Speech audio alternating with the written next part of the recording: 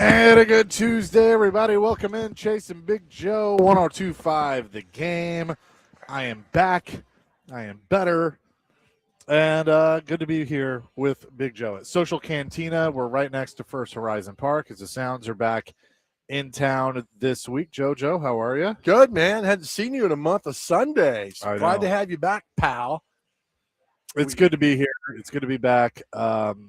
I do not recommend getting RSV, which is what I had, and respiratory virus thing, and I had a fever for like 3.5 days. Wasn't fun, but I'm here. How do you even get that? I don't know. I have no idea. But I survived, and now I'm back in the saddle. Did you get a shot or anything? No, there's really nothing they could do for it.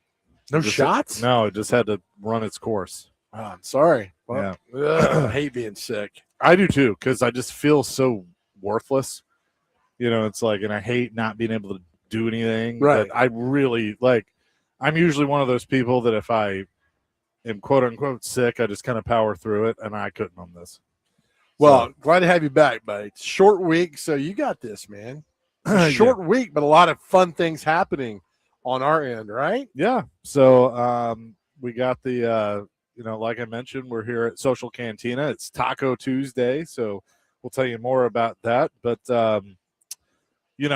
obviously I watched a lot of racing this weekend, and it was a emotional weekend with the passing of Kyle Busch and all the honors for him and all of that. It's I told you right before we went on, I'm still, as we get ready for the race this weekend in Nashville, it still hasn't really registered with me that this is all true. But right. And I think a lot of people feel that way. But nonetheless, Daniel Suarez gets the Coke 600 win, who was a former Kyle Busch protege with Kyle Busch Motorsports. And so it was emotional and cool to see. But well, what was excuse me for ignorance, what was the race on last night? Last night? Yeah. You mean Sunday? It was on Is it Sunday? Yeah, it was on Prime. The days, man. It was on. Okay, that's why I didn't see it. I'm like, where is it? I had no idea it was on Prime. And we're gonna have this for ever and ever now with all these streaming platforms. But I was laughing on Twitter, the people going, I cannot believe that NASCAR made the decision to put the race on Prime this weekend. Why would they do that? Like thinking that they just did that, right? And it's like, yeah, this is what a TV deal is called. And I like that. Started last year. Now, where'd you get that inspiration for that voice? I don't know. It's like my angry Southerner. Oh my god! But I read this tweet that was basically like saying like that they decided like Sunday afternoon, hey, we're going to put this on Prime and make people pay for it, and it's like, yeah, that's not how this works. Oh, now where's the race this week? It's on Prime. It's on. Okay, still on Prime. Yeah. How many races are on Prime? 5. Okay. This week, last week, this week, next week, the next week, and the next week. So who again? My ignorance. Who's the Mike Joy of this Prime? Adam Alexander, who's a really good dude. Okay. Alliteration. I like that. Yeah. Then it's Steve Letarte, the former crew chief, and a former driver, a fellow named Dale Earnhardt Jr. Oh, yeah. Okay, so he'll be Dale Jr.'s in town this weekend. He will be. He'll be in a booth right next to me. You'll be sitting there guffawing the whole time again. We wave. Just go talk to him. I do go talk to him. Walk and say, "Look, man, what's going on?" I go, "Hello, Mr. Junior." Oh, hey, Dale, you got a quick second to talk to me? I said, "Yeah, young man. Okay, thank you." Oh my God! Why are you sweating? He said, "Did you touch my drum set?" Oh my gosh, dude, that's funny. All right, yeah. See, I learned stuff every day on the show, man. Yep. Dr. Crane didn't know this. He could have told me this if he was still out. He had no idea. Yeah. But anyway, we are back up and running. I have missed this. And so without further ado, Joe, what is our question of the day? All right. So you have a birthday coming up in a month. I do. And you'll turn 39. So you still got a lot of life ahead of you. I'm towards the end of my life. So our question today is, what's a clear sign that you are getting older? You're not young anymore. What is a clear sign you're getting older and you're not young anymore? 615-737-1025, 615-737-1025. And I think for me, I watched the American Music Awards last night, and I became that guy. Like Who are these people? What? Huh? What? And I'm like, I've gotten old, right? I a blink of an eye, I've gone from 30 to 57. It's crazy. So last time, I'm like, all right, oh, there's Ludacris. Okay, I know him.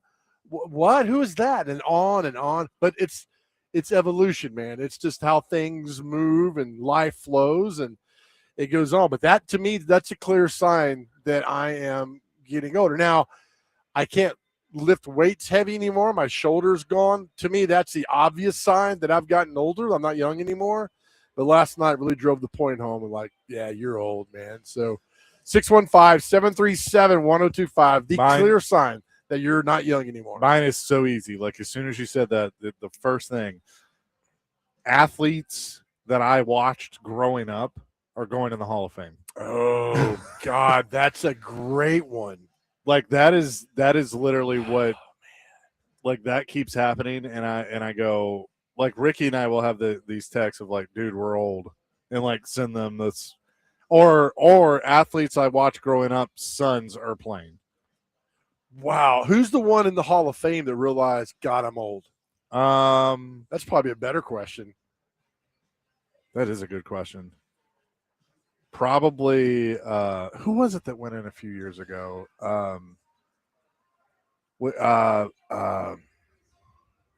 He played for was it Patrick Willis, maybe? No. Yeah. Played for the Ole Miss and the 49ers. Yeah. Like when he was eligible, I'm like, huh? He just retired. Right. He was just playing. I think as much as I bang on Peyton Manning, I think when he got in the Hall of Fame in 22, that was like, what? Yeah. I mean, I remember him coming in the game, Tennessee versus UCLA in the Rose Bowl, and all the announcers like, that's Archie Manning's son, and you just had no idea. You knew he was going to be good, but that was September of 94. Now, I mean, he's in the Hall of Fame. And I was like, that's a moment. That's a great question. Well, and now we're talking about his son Marshall that's, playing. Right. And it's just like, what? God, that's crazy.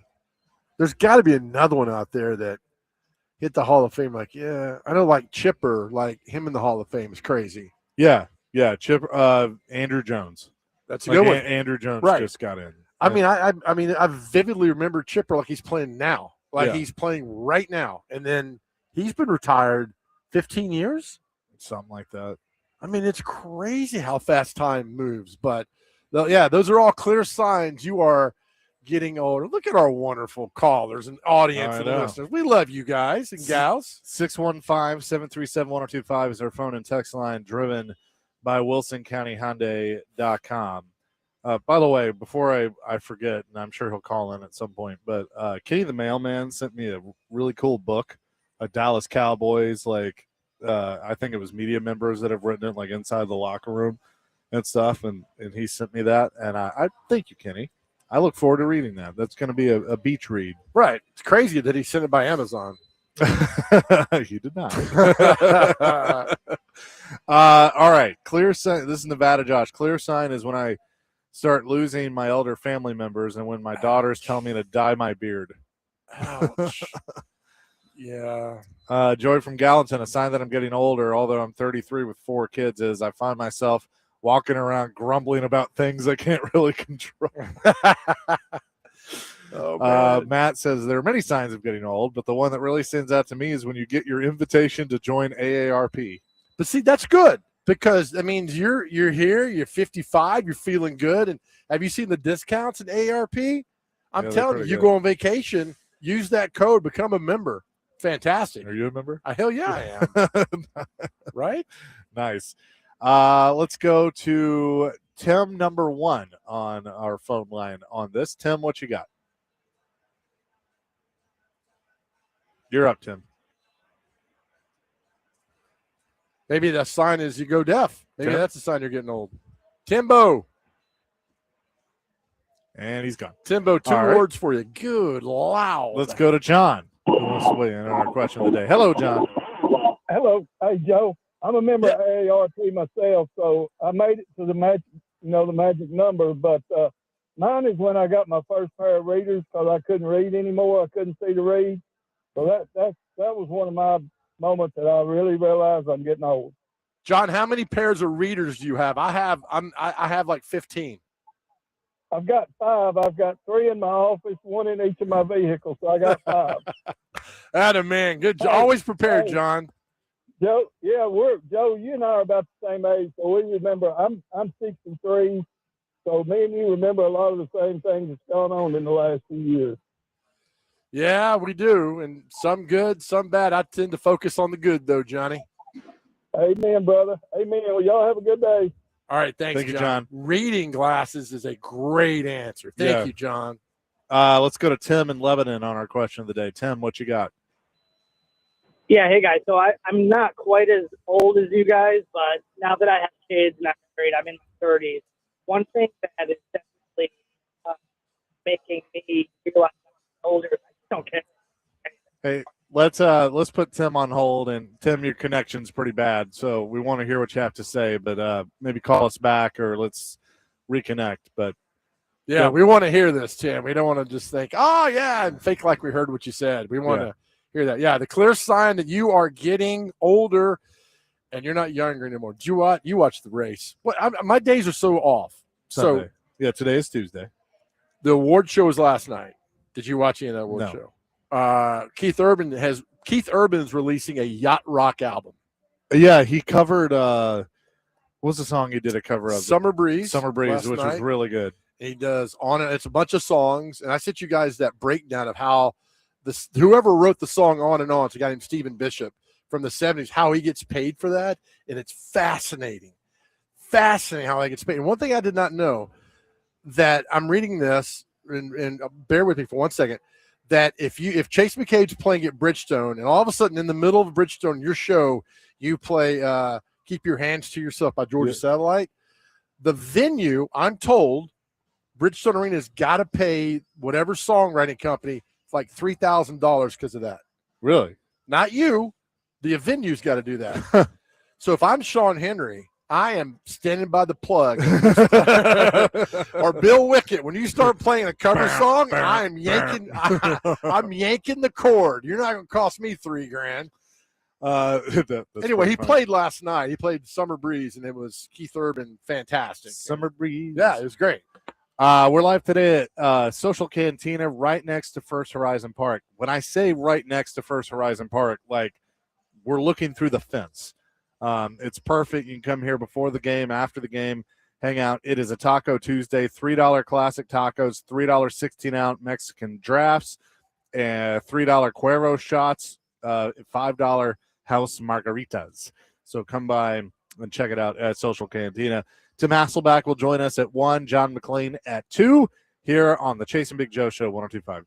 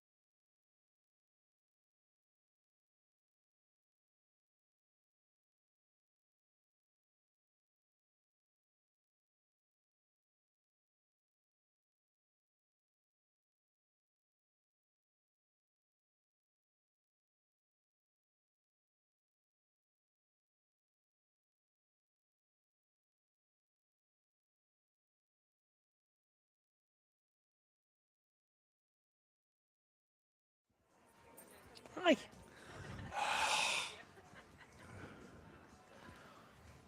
Chasing Big Joe, 102.5 The Game on this Tuesday at Social Cantina here in the Germantown area.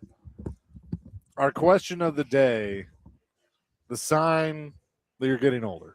That you are absolutely getting older. 6'9", 6'7". The first time I pulled a muscle in my neck from sneezing, I knew I was old. You've done that, right? Also, I have also chased the fact that there are adults with families who are not alive the last time the Cowboys won a Super Bowl is wild. It's true. Oh, thanks. It's very true. The reading glasses is a good one. I forgot about that. That one hits hard. Jim in Mount Juliet says lifelong athlete, but I know I'm getting old when every time I get up from a chair, it's preceded by, and he has like a noise basically. That's a good one, man. 2104. I'm in more pain when I wake up than I am when I go to bed. Yeah. Okay. Jeremy in Clarksville. You know you're old when you have to stretch to do anything, which is true. Yeah. And he says Ken Griffey Jr. I remember senior being an everyday player. That's a good one. I mean, because the kid, right? I mean, he's forever the kid with the Mariners and playing. And I mean, it's just he's my age. Now he's pushing 60. Yeah. Yeah. 0031. You know you're getting old when you have to go to the bathroom 3 to 4 times a night. I'm there for that, right? 026. Joe, you aren't getting older. The music is just getting worse. See, but I don't want to be that guy. I know plenty of people who are that person, like, oh, what the hell? Like during the CMA Awards, what the hell happened to Country Music? I don't want to be that person, but I just don't. I don't know. I mean, there's a guy in Bridgestone last night. Sold out Bridgestone game. Alex Warren. Yeah. You heard of him? Yeah, I've heard of him.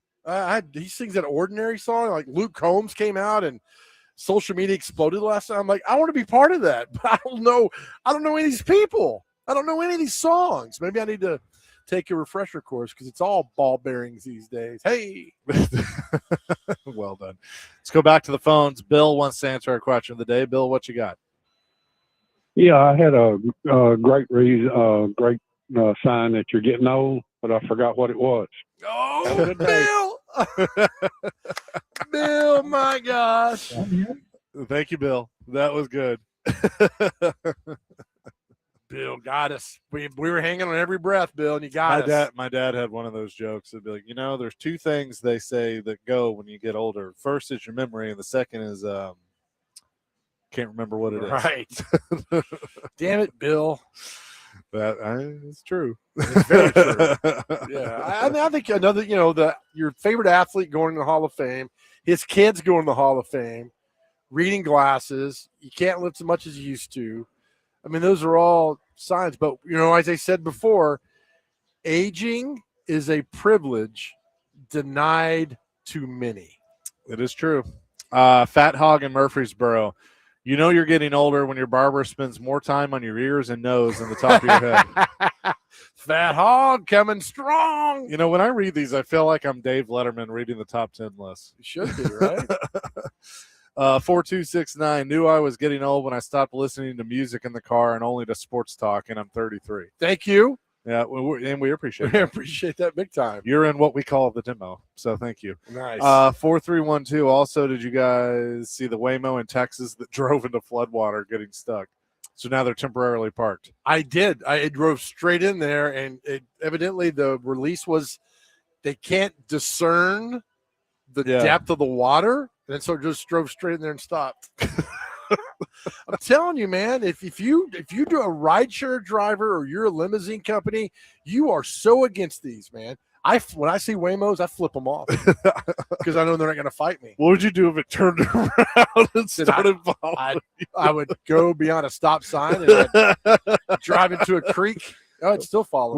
We get a call from Joe, and he's like, "Hey guys, I got like 6 Waymos behind me." But why did all those show up in that Atlanta neighborhood? Like 40 of them. Like, sir, I mean, somebody was screwing with a code or something that got them all in this neighborhood. And then we didn't know this. You were off, right, Nick? We talked about they put the turtle, the plastic turtle you put in the road that shows kids. Yeah. And didn't somebody call in and say their neighbor invented that in Clarksville? Yeah, in Clarksville. It's just another cool. Nashville tie to the Yeah. Waymos.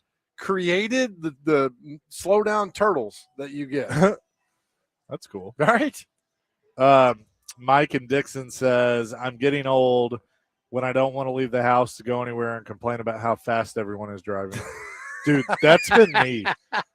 I noticed that today. I was driving across, I was coming here, and I was going across James Robertson, the bridge. Yeah. And this dude in a truck, I swear, was doing 80 on the bridge. And I'm like, slow down, man. Come on. You're going into downtown. And you're not even 40 yet. So No, yeah, no. kudos to you for getting that started early, man. Damn these kids. Doug in Nashville wants to answer a question of the day. Doug, what you got? Hey, good evening, man. And my question of the day, the answer is, you know you're getting old when the people that you go see at the concert don't look like the person on the picture of the album or CD that you purchased. You have an example, Doug. That's true. Yes, I can remember and recall looking at Bruce Springsteen on the album cover and then seeing him a couple of nights ago on a TV talk show. Doesn't look like the same Bruce Springsteen that I saw back in the E Street Band days. That's a great sign. You are getting old. Yeah, you don't look like your album covers anymore. That's a good one. Yeah. You're right. Okay. You should see and, the and leads. Guys, Go ahead. and guys, we were talking about the Waymo cars. A couple of us were just talking about the fact that there's going to be a day that a Waymo will be a pace car for a NASCAR event. And I said probably not, because it can't figure out how to make that many left-hand turns without just stopping. Thank you, Doug. Yes. That is it. Thanks, Doug. That is Good true. to talk to you again, buddy. Yep, always appreciate the calls. The album cover's good. I had that Loverboy album, Get Lucky, from like 81, 82, and I saw their concert like 10 years ago, and I was like, that's aging. We all age, man. That's a good sign of. They were good, though. I like They're them. fantastic of getting older. So, yeah, it happens to all of us, man. But physically and mentally, you just realize, like, whoa, one day you're like, man, I'm getting, but you know what? We're still here. Keep one foot in front of the other, man. Indeed. You know, we're in our your favorite season, list season. Oh, God. And I looked on ESPN.com, Oh, God. and it says the 2027 NFL draft quarterback class, the top prospects to know. And I was like, okay, I haven't heard of half these guys. I know who's number one, right? Well, it's not necessarily a list, but it says top names to know, and he is the fifth one listed. Oh, is he? Yep. Oh, I think they're in alphabetical order is what it looks like. I'll say Uncle's got to make some phone calls, get him number one. Yeah. We can't have him. So CJ Bailey, NC State, he's a junior. CJ Carr, Notre Dame, he's a redshirt sophomore. Okay. Trinidad Chambliss from Ole Miss. Yep. He's a 20th year senior. Jaden Mayava from USC. Arch Manning. Darian Mensah from Miami. He must be smart if he's in Mensa. Drew Mestamaker, Oklahoma State.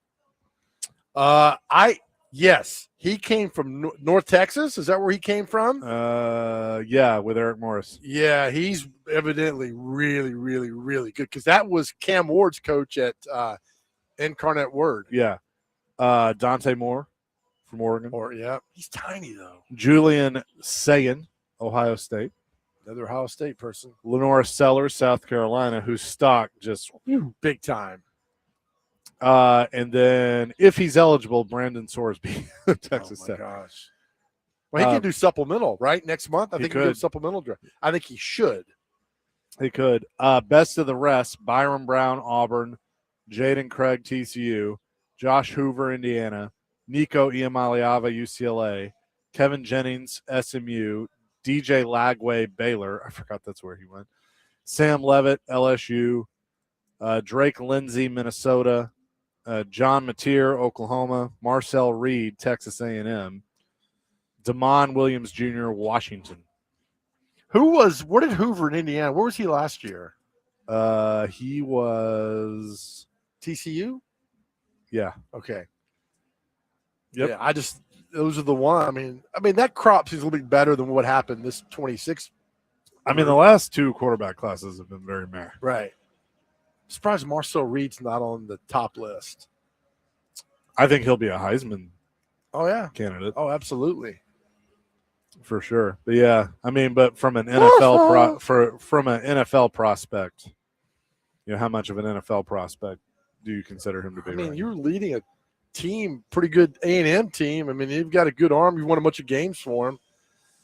Just the running factor of that. Again, we'll have to do a 2-hour show about quarterbacks and running and all that stuff. But in college, it's very important that you could run, and at the pros, not so much. 615-737-1025. Again, we are live at Social Cantina today, which is right outside First Horizon Park. The Nashville Sounds will be in action tonight, taking on the Gwinnett Stripers, AAA affiliate of the Atlanta Braves. The first pitch at 6:35. You can listen to it all on 94.9 The Fan. It's presented by Twin Peaks Family Leisure, Maple Street Biscuit Company, and Social Cantina.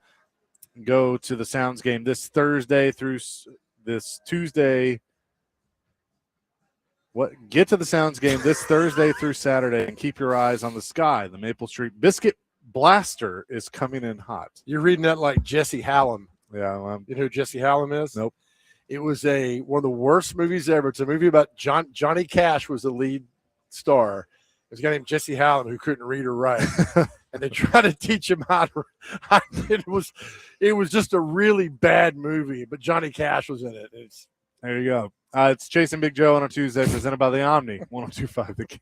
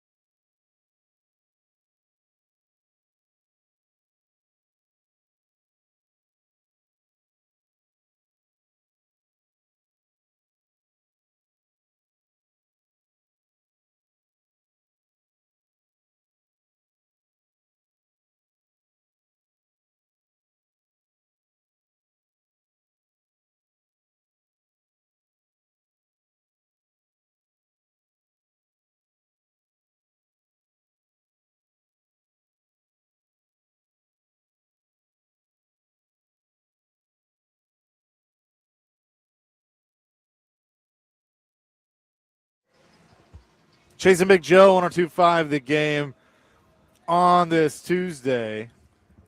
Hold up. Is that Urban doing that song? No, sir. This is a different artist. All right. Thank you. Don't cover that song. Do not cover Ride Like the Wind. Well, the version of Summer Breeze you played wasn't Keith Urban. No, that was the original. Yeah, that's fine. I mean, some songs are fine, but don't, that's a whole other subject. Don't cover Ride Like the Wind. I mean, you're not going to do that song any justice by covering it. Yeah. I mean, there are certainly some songs on the You Don't Mess With It list. That's one. Okay. I mean, that's, yeah. I'd agree with that. Like, I remember years ago, Leanne Rimes covered Faithfully by Journey. And I still want to boo her if I ever see her. Boo, you shouldn't cover that song. Stay away. And she'll start crying, and I'll have to go deal with it. Have you watched that National 911 show? I have not. How are you that smart? I've never watched one episode. I watched one episode just so I could realize how bad it was, and it was awful.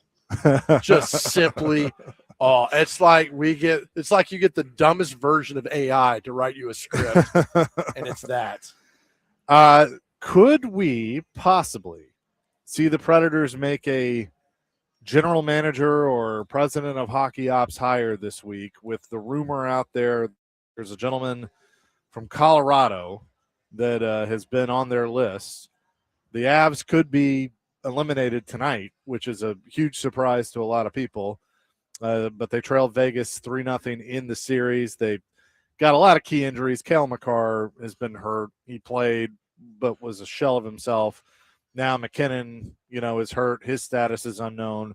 So, I mean, they could win tonight and prolong it one more day. But I think at this point, it's kind of like just put them out of their misery. But if that is the case, and whoever the Predators have targeted is involved with the Avalanche, could make them available this week and finally get a resolution to something that has been on Preds fans' minds for a very long time. So it would be the Avs who? It is their general manager, Chris McFarland, and he has been, I guess the rumor has been he would be hired as president of hockey operations. Okay. And then he would in turn bring in a GM. All right. I guess is how it would all work. But again, that's all rumor. I have no idea if that is if it was somebody factual. else, they would have hired him already, right? I would think so. I mean, if it was going to be Tom Fitzgerald, I feel like Tom Fitzgerald would be hired. Or are they waiting on somebody from one of these four teams that are left to tell them yes or no? And then, if the answer is no from those guys, then they circle back to Fitz. Okay. Well. So I really don't know.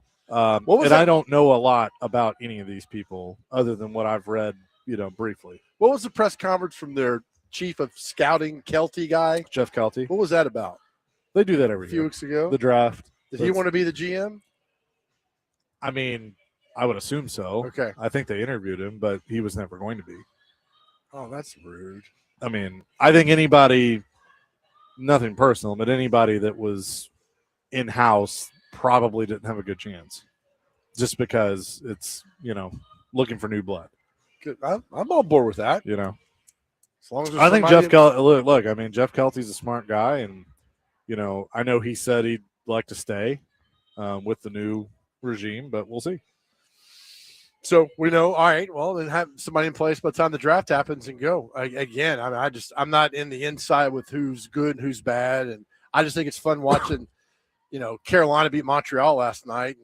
And I've never seen 19,000 people go quiet like that happen. That's been a fun series to watch. Carolina, I think whether it's Vegas or potentially Colorado with being down in a 3-0 deficit and coming back, I think Carolina is going to win the Stanley Cup this year, and this has been a long build, long time to get there.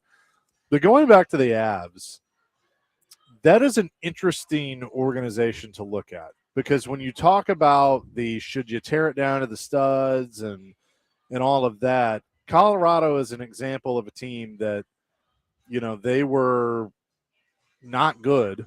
They won their Stanley Cups when they first moved to Colorado and then kind of went through a lot of lean years. And then over the course of the last few years, obviously getting a player of the caliber of Nathan McKinnon that has been huge for them. Like you go back, so to 2010, they lost in the conference quarterfinals in 09-10. They didn't make the playoffs for the next 3 years. They go in 2013-14 with Patrick Waugh as their head coach. They lose in the first round. They don't make it for 3 years. Waugh's gone. They hire Jared Bednar. And then in the 17-18 season, they lose in the first round to the Predators. And I remember seeing that team going, they're not there yet, but they're close. And this is going to be a team, they have the building blocks that they can build into a Stanley Cup contender. It took 3 straight years of losing in the second round in some really tough series until they finally won the Stanley Cup in 21 and 22 with that group. So you're saying tear it down now in a team that's in the Western Conference Finals? Yeah, I'm not saying tear it down. Because I don't know if you can truly say they tore it down to the studs, right. But they did. Okay. But they were bad enough that they ended up with a player like Nathan McKinnon and Kel McCarr. They've had and had others. So that's kind of the catch-22 in all of this of, how do you balance it? And are the Predators anywhere near with their current build and their current way of doing things, to kind of being where Colorado is or has been on this journey? God, I have parallel. No idea. I mean, I'm jealous because I watched the playoffs and I want to be part of that. I want the Predators to be part of that. If they're not, I don't care. I mean, and I think there's a lot of Preds fans like me, like they don't care. I mean, if the Preds aren't there, whatever Vegas does, if they make it, it's their third Cup final since they started that franchise. 18? It's crazy, man. But you watch the excitement of the games, like I want to be part of that. So as quickly the Predators can get back to all that is fantastic. But right now, it's just like it's background noise, man, and I hate it. I want it to be our hockey team in that, and I'm not sure when they're going to get back to that. Well, I mean, I think you can. I think you definitely can get back to it. I hope so. It's you got to have the right plan, and the ping pong balls have to bounce your way too. If you do find yourself as one of the not good teams in the National Hockey League, then you have to hope that the lottery bounces your way. Otherwise, you're not gonna. I mean, that's the other thing. Everybody wants to be like, well, you got to be the worst team. You got to get the draft picks. Well, a lot of times the worst team doesn't end up with the first overall pick because of the lottery. So, I mean, some of it's luck. Yeah. And then you can look at a team like Edmonton that had how many years of the number 1 overall pick and how many Stanley Cups they got with that group? Yeah. The answer is none. Yeah, you're right. I mean, it's just one of those things where fans don't want to wait around, and you're never going to hear rebuild again. No. You're never going to hear the word rebuild again. Well, it's not only fans don't want to – here's the thing. You got some fans that don't want to wait around. Then you have some fans that are like, tear it down to the studs because they just hear that and think that it works and think that it's cool. Right. When I can probably give you more, I can give you more examples of it not working than more examples of it working. True. Colorado could be the closest thing to a quote-unquote rebuild working. And even then, I don't know if they completely tore it down to the studs. Well, I just think if you're the Predators, you tell me that you're reloading. I'm like, yeah, I'm all in. If you're like, hey, we're going to rebuild, I'm like, yeah, I'll get you in a couple of years. You know what really pisses Preds fans off, though? What? If Vegas wins tonight, this will be their 3rd Stanley Cup final in their 9-year existence. How many Pred players are on that team? Sissons, Cole Smith. I feel like Jeremy Lauzon, I think, is there. Is that Carrier on the Canadian? Is that Alexander Carrier from the Predators? Yep. It's our buddy. Oh, is that him? Yeah. Oh, good Lord, man. Okay. Yeah. Yep. For those that don't know, we had Alexander Carrier on last year from this was great. Preds camp. And I'm telling you, man, his voice is like James Bond. I mean, it was awesome. And I asked him, I said, how many chicks do you pick up with that voice? And he said, none, because I'm married. And I was like, oh, you're a good man. I was like, you're a good man. He loved the question, and we laughed about that.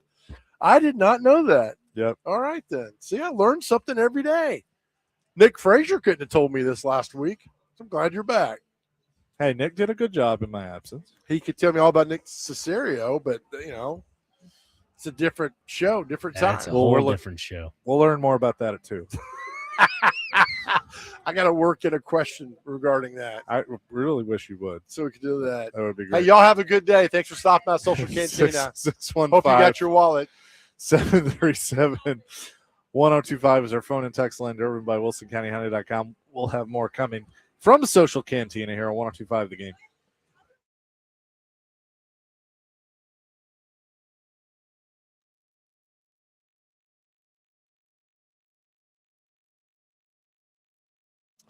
Hey guys, Big Joe here. Listen, we're still in the month of May, which is the mental health month, but for every day on our show, we talk about mental health for guys out there.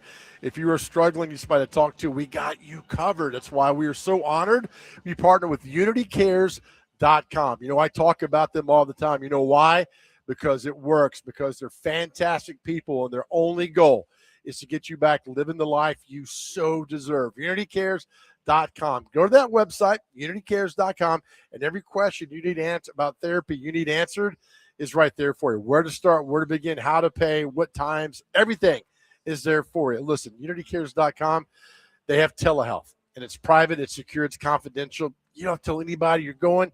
I just need you to go. If you're struggling, need to talk to somebody, you don't have to go through any of this alone. That's the most beautiful thing about being with unitycares.com.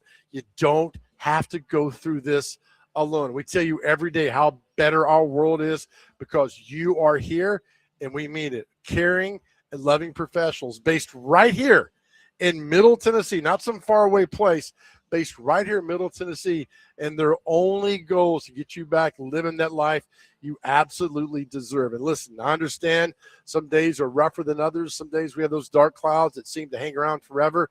But I need you to talk to somebody. Talking can open up everything. Going to therapy changed my life. So please, if you're struggling, go there. UnityCares.com. Again, the website, UnityCares.com.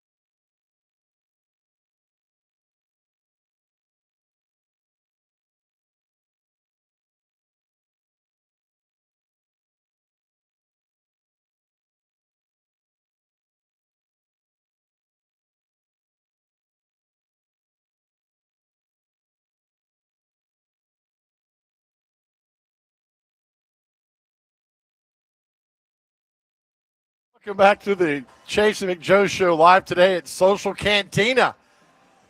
It's almost a yacht rock show today we got going for you. Our question of the day is 615-737-1025. What's a sure sign? A sure sign you are getting older. We We had a lot of responses on our text line today of telling us what's going on today. This is a long text here from 6574. All right, I'm not going to read that. It's too long to read there. Robert says, once I'm getting older, when I drop something, I wonder if I really need it, which is a good one. Dr. Crane, you're so young. Which one sign you're getting older? Normally when I wake up in the morning, if my lower back hurts or my knees hurt, that tells me I'm getting older. But no, the kids these days, as I'm only 27, but the younger kids, the little hand lingos and the whole 6'7" stuff, all that, it's out of my jurisdiction. I have no clue about any of that stuff. So that's just, I leave that for the young ones. That's fine. 5943 says, I know I'm getting old when they're sampling the music I grew up listening to. Yeah, that's a thing for sure. Like all the sampling that goes on today. But they're getting paid for that, so that's good. Like Sting gets paid like some enormous amount of money because P. Diddy, Daddy, whatever his name is, sampled a song from him, Every Breath You Take. Yeah. And made a fortune off of it. Yep, those are good things. So there you go. That's our question today. What's the true sign you are getting older? 615-737-1025. And it is a great question. For sure. The show. It's a great question. Because it's made me think even more of like, man. Right? Hey, what's going on Thursday downtown with the race? There's like some celebrity spin out race downtown Thursday night? No? At Tootsie's or Fairground Speedways doing all that stuff down there? Well, the Fairgrounds, yeah, they're doing the Battle of Broadway or whatever. Yeah. Yeah, that's it. Yeah, they do that every year. Oh, do they? Before the race? Yeah, it's like a late model race. Yeah. Pretty loud down there, right? It is. Speed out. It does get loud. Could you do a donut in your car right now? Could No. you leave skid marks on the pavement? No. The road cannot do. I don't know, man. I don't think Put so. it down and shift it to low and then Maybe. or is it neutral? And then I know in a stick shift you could do that. You could do it, pop it, beep, and go that way. Yeah, I don't know. Maybe. Why don't you use the handbrake? I'd probably blow something up on this thing. We're gonna try it after the show today. We're gonna try it on this. You know, it was funny. You talk about burnout. So I was looking through my phone to find like anything Kyle Busch that I had. Right. And I forgot a few years ago he won the burnout on Broadway. Like he had the best one. And I have a video of like I'm like right there at the wall while he does it. And I mean, it was a pretty damn good burnout. He was good at it. Explain how that works. I'm curious. I've never been down there for that. Right at the end, there at First Avenue, they, carve off a spot and they let the cars go and do their burnouts like they'd won a race. If I'm the city planner, I'm pissed. Oh, the streets all, yeah. Yeah. You got rubber all over it. Yeah, you're destroying my street down there. Yeah. Who pays for that? I guess NASCAR. They didn't do it the last time they were here. So Because it rained? No, they didn't have it. I mean, there is a lot that you have to do. So it's going on Thursday. Okay. All right then. We'll be at the track on Friday out there. So yeah, but the thing Thursday is an actual race at the fairgrounds. Okay. It's not a burnout. It's just they call it the Battle of Broadway 150 or something. Oh, so there's nothing happening on Broadway. No. Oh, it's at the fairgrounds. See, again, glad you're back because Dr. Crane couldn't help me on this. That's like 7 things. Why does Dr. Crane? You have like a vendetta against me today, Joe? Why What's is he going on catching here? strays on this? No. What do you mean vendetta? Am I not reputable for you? You are, but these are things you could not have answered last week. It's fair. That's all I'm saying. Okay. We all know our place. Hey, Dr. Crane, we were at the Nashville SC game on Saturday. Unfortunately, I missed you guys. They got the win. Big win for them, actually. Puts them at the top of the Eastern Conference and Community Shield. Let's take this call. I got a question I want to ask you about Nashville SC. It's something that bugged me the other night, but let's get this call first. All right, Nate wants to answer our question of the day. Nate, what you got? Hey, how's it going, guys? Good. Yeah, man. I know I'm getting old. I can't remember if I took the ibuprofen, like, before I go to the gym and stuff. I'm like, damn, did I already take some ibuprofen? Take some more. Yeah, I don't want to, overload it. I'd be like, damn, did I already take some? Yeah, I don't know, man. That's it's kind of like it's a kind of sign I'm getting a little older, man. And then again, I'm always be talking about my era. You know what I'm saying? Yeah. Like, You know, like, come on, man. It's a different time. The game, football is different. Basketball is different. I got to let go of that my era stuff. You know what I mean? Nate, let me ask you this. How good was Eric Moulds at Mississippi State? Man, Eric Moulds, man. Eric Moulds. You know, like, if he wouldn't have went to Buffalo, if he would have went to any other team, man, he would have been like a household name. You know what I mean? Eric Moulds was a beast, man. He was a beast. You know what I mean? Absolutely, brother.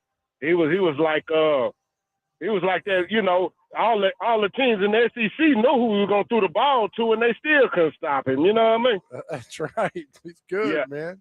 Yeah, I got a question for you guys, man. Sure. When did Subaru become a car of the South? That's actually a great question because they're everywhere. I grew up in the South, man, and the only time I ever remember seeing a Subaru was on Crocodile Dundee. You know what I mean? but it's like everywhere I go now, I just see a bunch of Subarus. I'm like, man, when did that happen? You know? Whoa, we got a lot of answers for this, but we're gonna thank you, Nate. Taking my call, guys. All right, Nate. Appreciate you calling every day, buddy. Thank you. I mean, they are everywhere. My mom has one. You have one. One right there. All right. So, Dr. Crane chasing on Ricky at the game the other night, right? Yep. And at the 62-minute mark, the team they were playing went into a 4-corner offense. Right? They didn't attempt any shots. They just kind of kept passing the ball around for 25 minutes. Why? Just cycle, open up passing lanes. But they didn't do anything. They just kind of kept the ball on the back line. Yeah, but I'm telling you, it was so boring. I almost started booing. I'm sure you probably were about to. But no, normally that's for kind of creating spaces. When teams like Nashville SC play a low block, meaning a lot of their players get behind the ball and they're not really parking the bus, but they're trying to just keep that lead. That's kind of what that's for. You kind of see teams try to strategically cycle the ball around, kind of like hockey a little bit, where you kind of cycle it around the blue line, then you go to the low part of the ice, and then that's kind of same thing for soccer as well. That makes sense, but it took forever. And then my thing was why, and again, I'm ignorant on soccer, but why did Nashville SC not go after the ball and try to steal it? Well, that means when one of those defenders or one of those midfielders goes up, it opens up a passing space. So if New York were to easily pass it off to one of their players, then you have a run lane where you can pass it into that little pocket, and then they can run towards goal. Like if you go back and look at the Malachi Jones incident in the first half around the 22nd minute when they drew the penalty inside the box, that was one of those reasons. Like Malachi Jones had space on the left side. Joe was incensed during that. I had to calm him down. In fact, Chase was held my arms back stop. You're a public figure. You cannot get angry at that. Yeah, Joe, you can't get mad at that type of stuff. But yet you were a fan at that point, right? I was a huge fan, right? It was fun. We had picked up Soccer Moses and threw him on the field. Did you really? We tried to. Yeah, actually, saw him. He was there. Malachi Jones, the guy that drew the foul, is from this area. He played for Tennessee SC for a little bit, went to Lipscomb from 22 to 23. So he's a local product. Wasn't he he's got some signature thing where they signed him and it was really the first ever something, wherever it was. Yeah, one of the first local product signings type thing out of Well, that's good. Well, they won. Now they're off until what, December? No, they're off until July 17th as they take on Atlanta United here. So that's when they resume play. So their little off-season mid thing here is they're off 2 weeks because of MLS rules, and then 2 weeks after that they're able to start training again. So middle of June. Any players made World Cup teams? I know that one guy is playing for Iraq or something. Yeah, Ahmed Qasim, but there were some notable players like Patrick Yazbek and Eddie Tagseth that probably could have made it, but due to injury, they will not be participating. So, Maxwell Weleji, the guy that scored the header in the second half, that's somebody that probably should be looked at for the Ghanaian international team, but probably won't happen either. Chase and I saw, what's the guy's name on SportsCenter? Dax McCarty. Yeah, he's doing some SportsCenter stuff. Very cool. I will say it was it was fun. It was a great crowd. You could definitely tell people wanted to get out and go to the castle before the break, and so really cool to see Nashville SC playing at such a high level right now. So neat stuff. We will come back with Tim Hasselbeck, ESPN NFL analyst and the Innsworth football coach. We'll do that next. Chasing Big Joe, 105 The Game.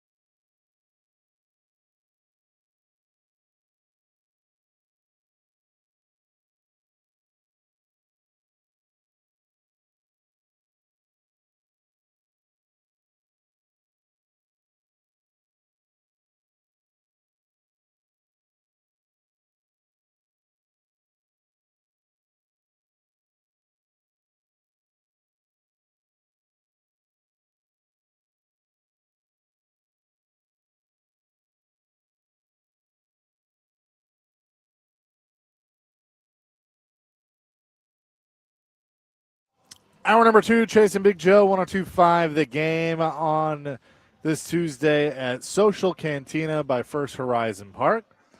It's time now to talk to Tim Hasselbeck, ESPN NFL analyst and the Ensworth football coach, who is on the line with us. Tim, how you doing?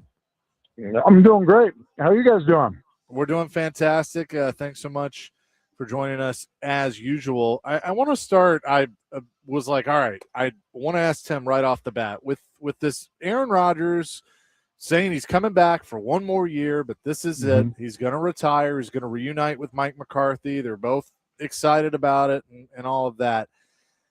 How much do you think that's going to open up, if at all, Mike and Aaron agreeing like, hey, maybe we wouldn't, try, this play or whatever, but you know what? We got nothing to lose. Let's go for it. Do you think that there's going to be a little bit more of that because Aaron's going to just kind of have that, I'm going out one more time, no matter what happens, this is it?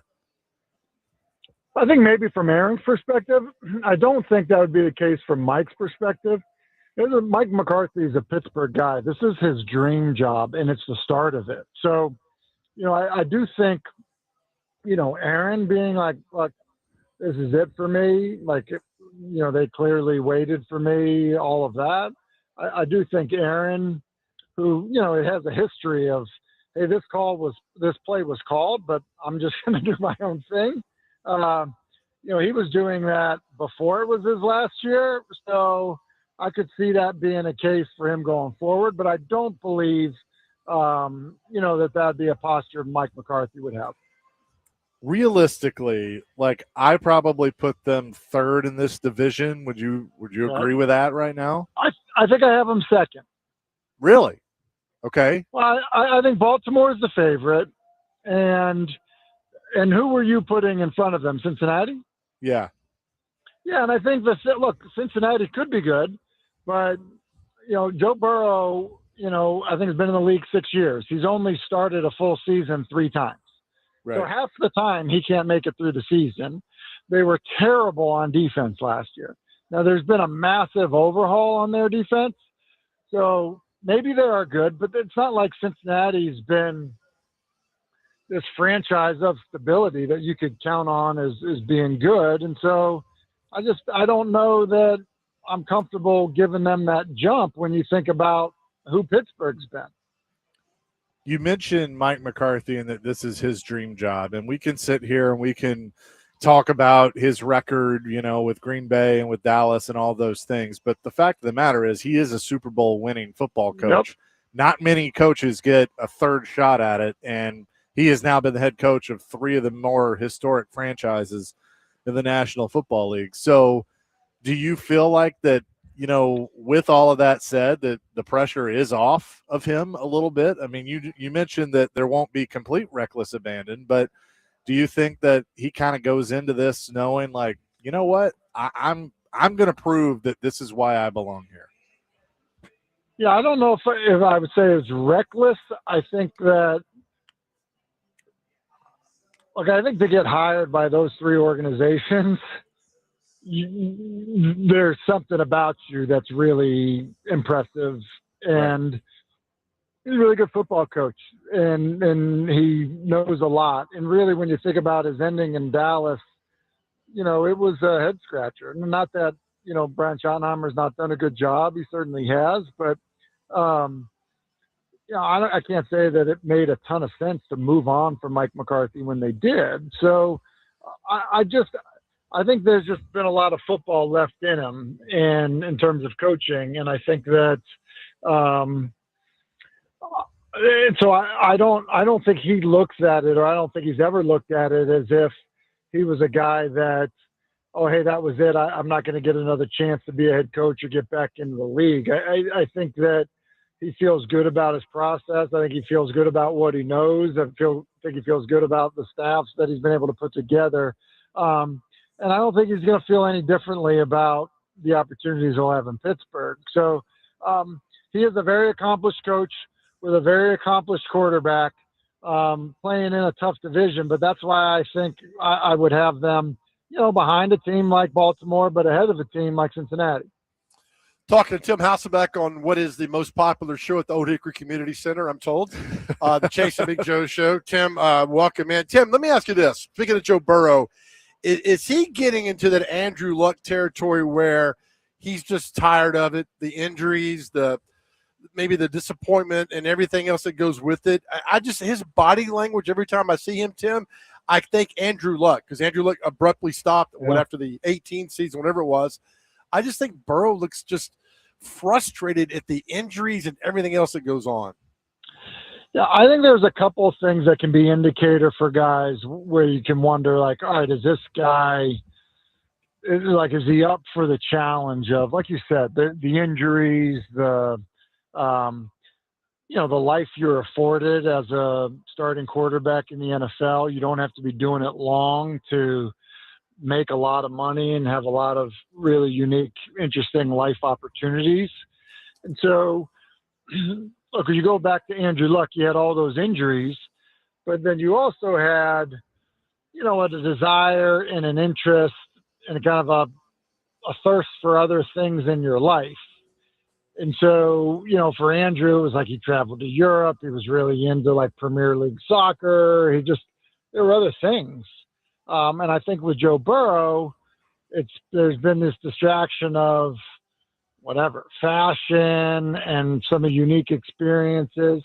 Right. Those would be the things that make me wonder, okay, here's a guy that started, again, every game for only half of the 6 years that he's been in the NFL,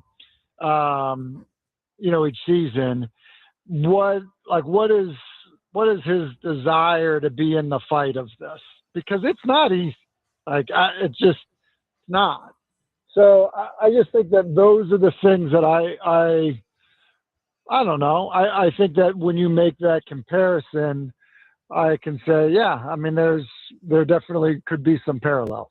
Absolutely. I want to get your thoughts, too, about what Florida Governor Ron DeSantis signed last week, the Teddy Bridgewater Act, letting coaches help players. And look, you're at Innsworth. We know at a great school, you have a lot of resources, right?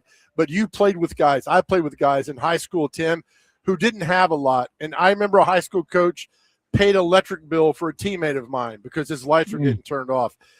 The fact this is a problem with people just blows my mind. And look, I get there's a lot of things about recruiting and the guy's got all the money, he can do this or that.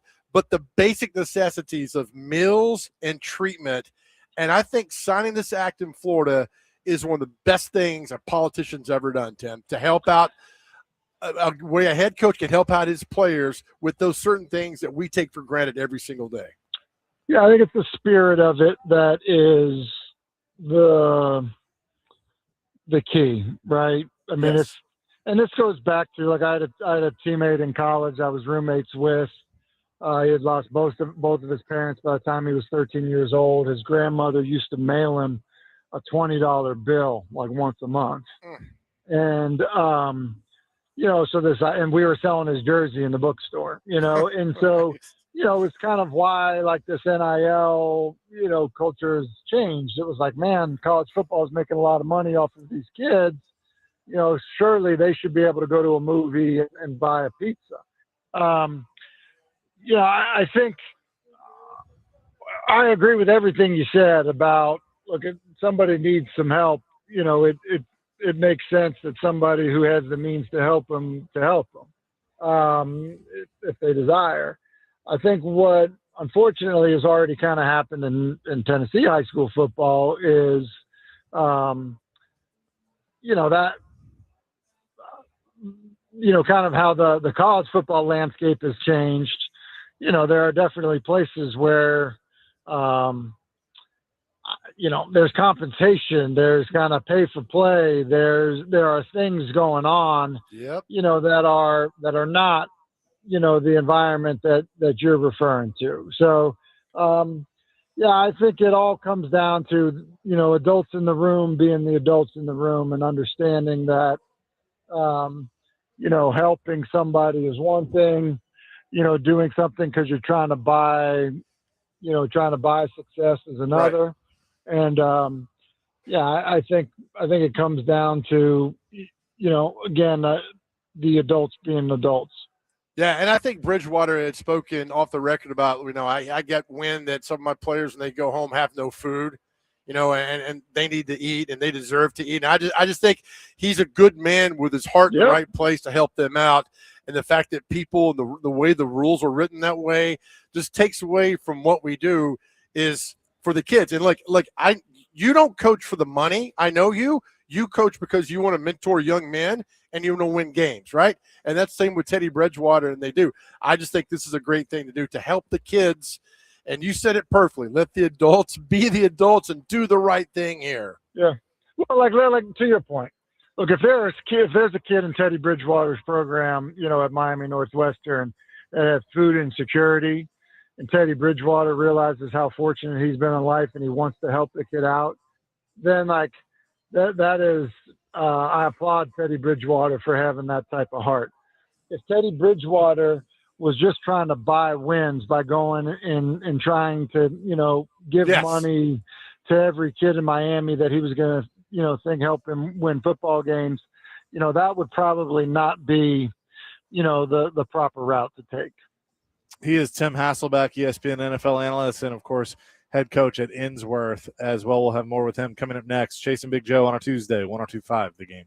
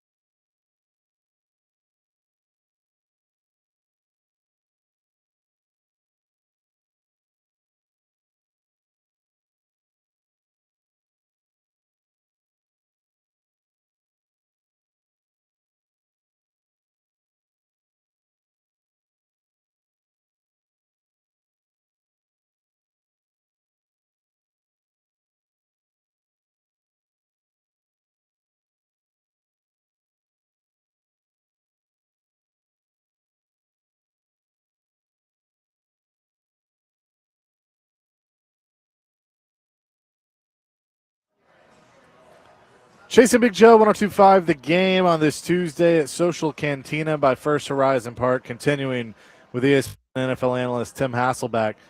Tim, as we talk about the Titans, everyone is going to obviously focus on Cam Ward, Carnell Tate, the offense, all the skill players, Jeffrey Simmons on defense, and rightfully so. But a guy that I actually think has been a positive the last few years, and I was just reading this an article about him, is Peter Skoronski, who they picked up the fifth-year option on.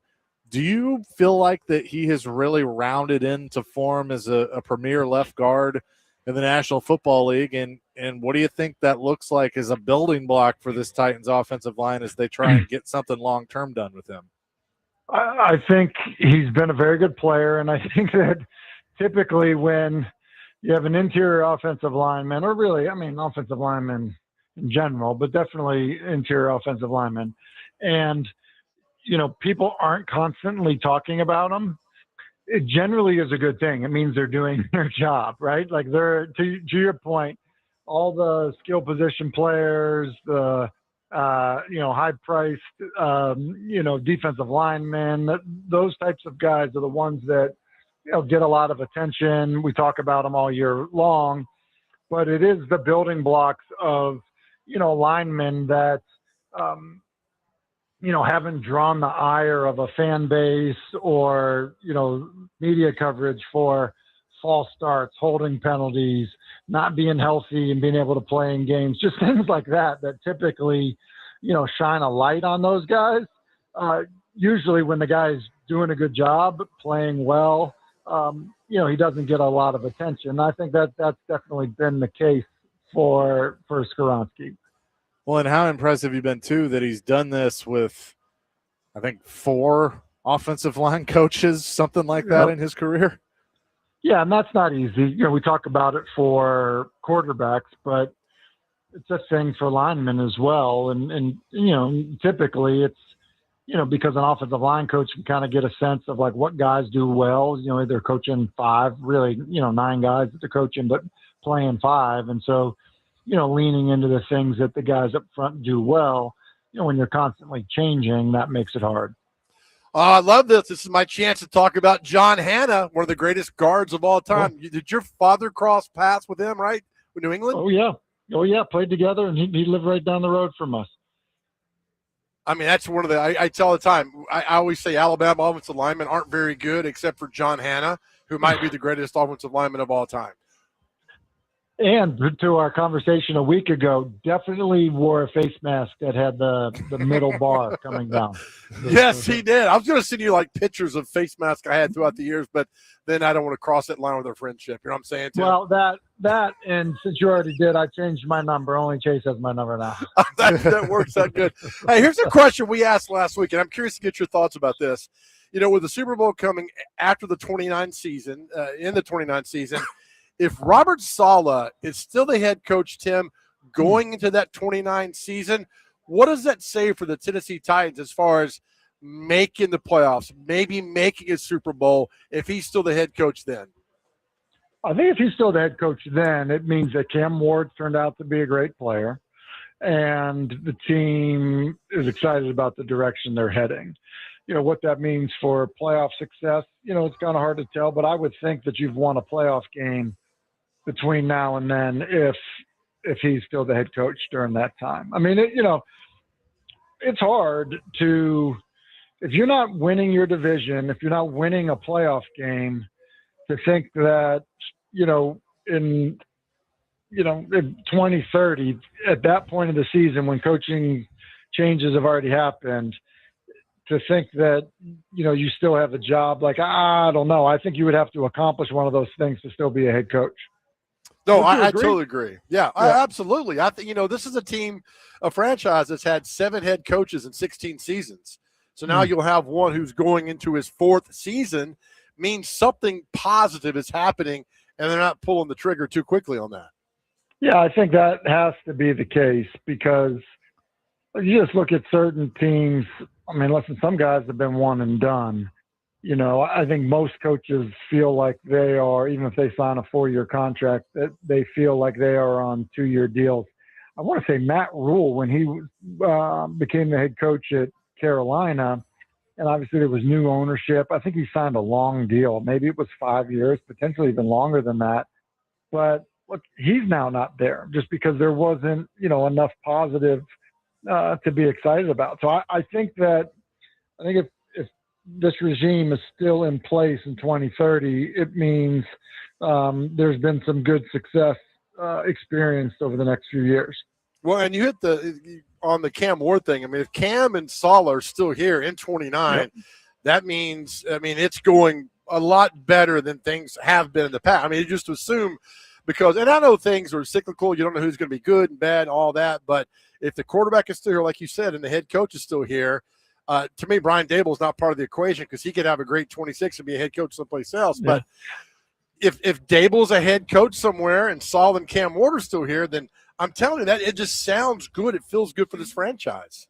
I almost hesitated to tie it to Cam's success because I don't know if you've seen it's kind of making the rounds, but Kyle Shanahan is doing an interview, and I think he, was kind of talking about how much he liked his team a few years back and how excited they were about Trey Lance. And then obviously injury to Lance, injury to Jimmy Garoppolo. They were like, oh, man, what's going to happen? And next thing you know, they were like, wait a minute, we just found our quarterback.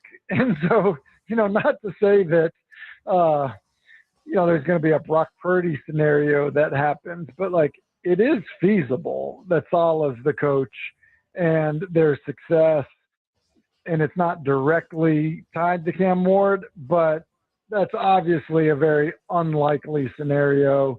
You would think that, their fate, their success, their future with the franchise would be, tied to one another. So Tim Hasselbeck says Hendon Hooker will take the Titans to the promised land. Hey, man, look, here's the thing. It's just it's definitely more about Saleh than Cam Ward when you think about it, because if Cam is playing well, then Saleh is going to be there. But, it is possible because we've seen it, with other guys. But, yeah, the most likely scenario is Cam Ward. I love it. Also, the other franchise that you played for, which I think is just they've never done anything well, the Arizona Cardinals. This Jacoby Brissett, why he's not – they are so far apart on all the contracts. They should just call you and hey, Tim, can you come play for us for a year?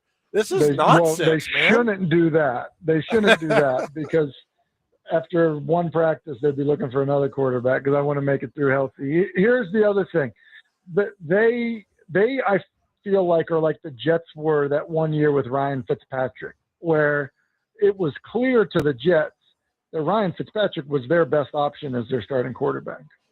But they didn't want to, outbid themselves for a guy to be their starting quarterback when no one else was trying to make him their starting quarterback.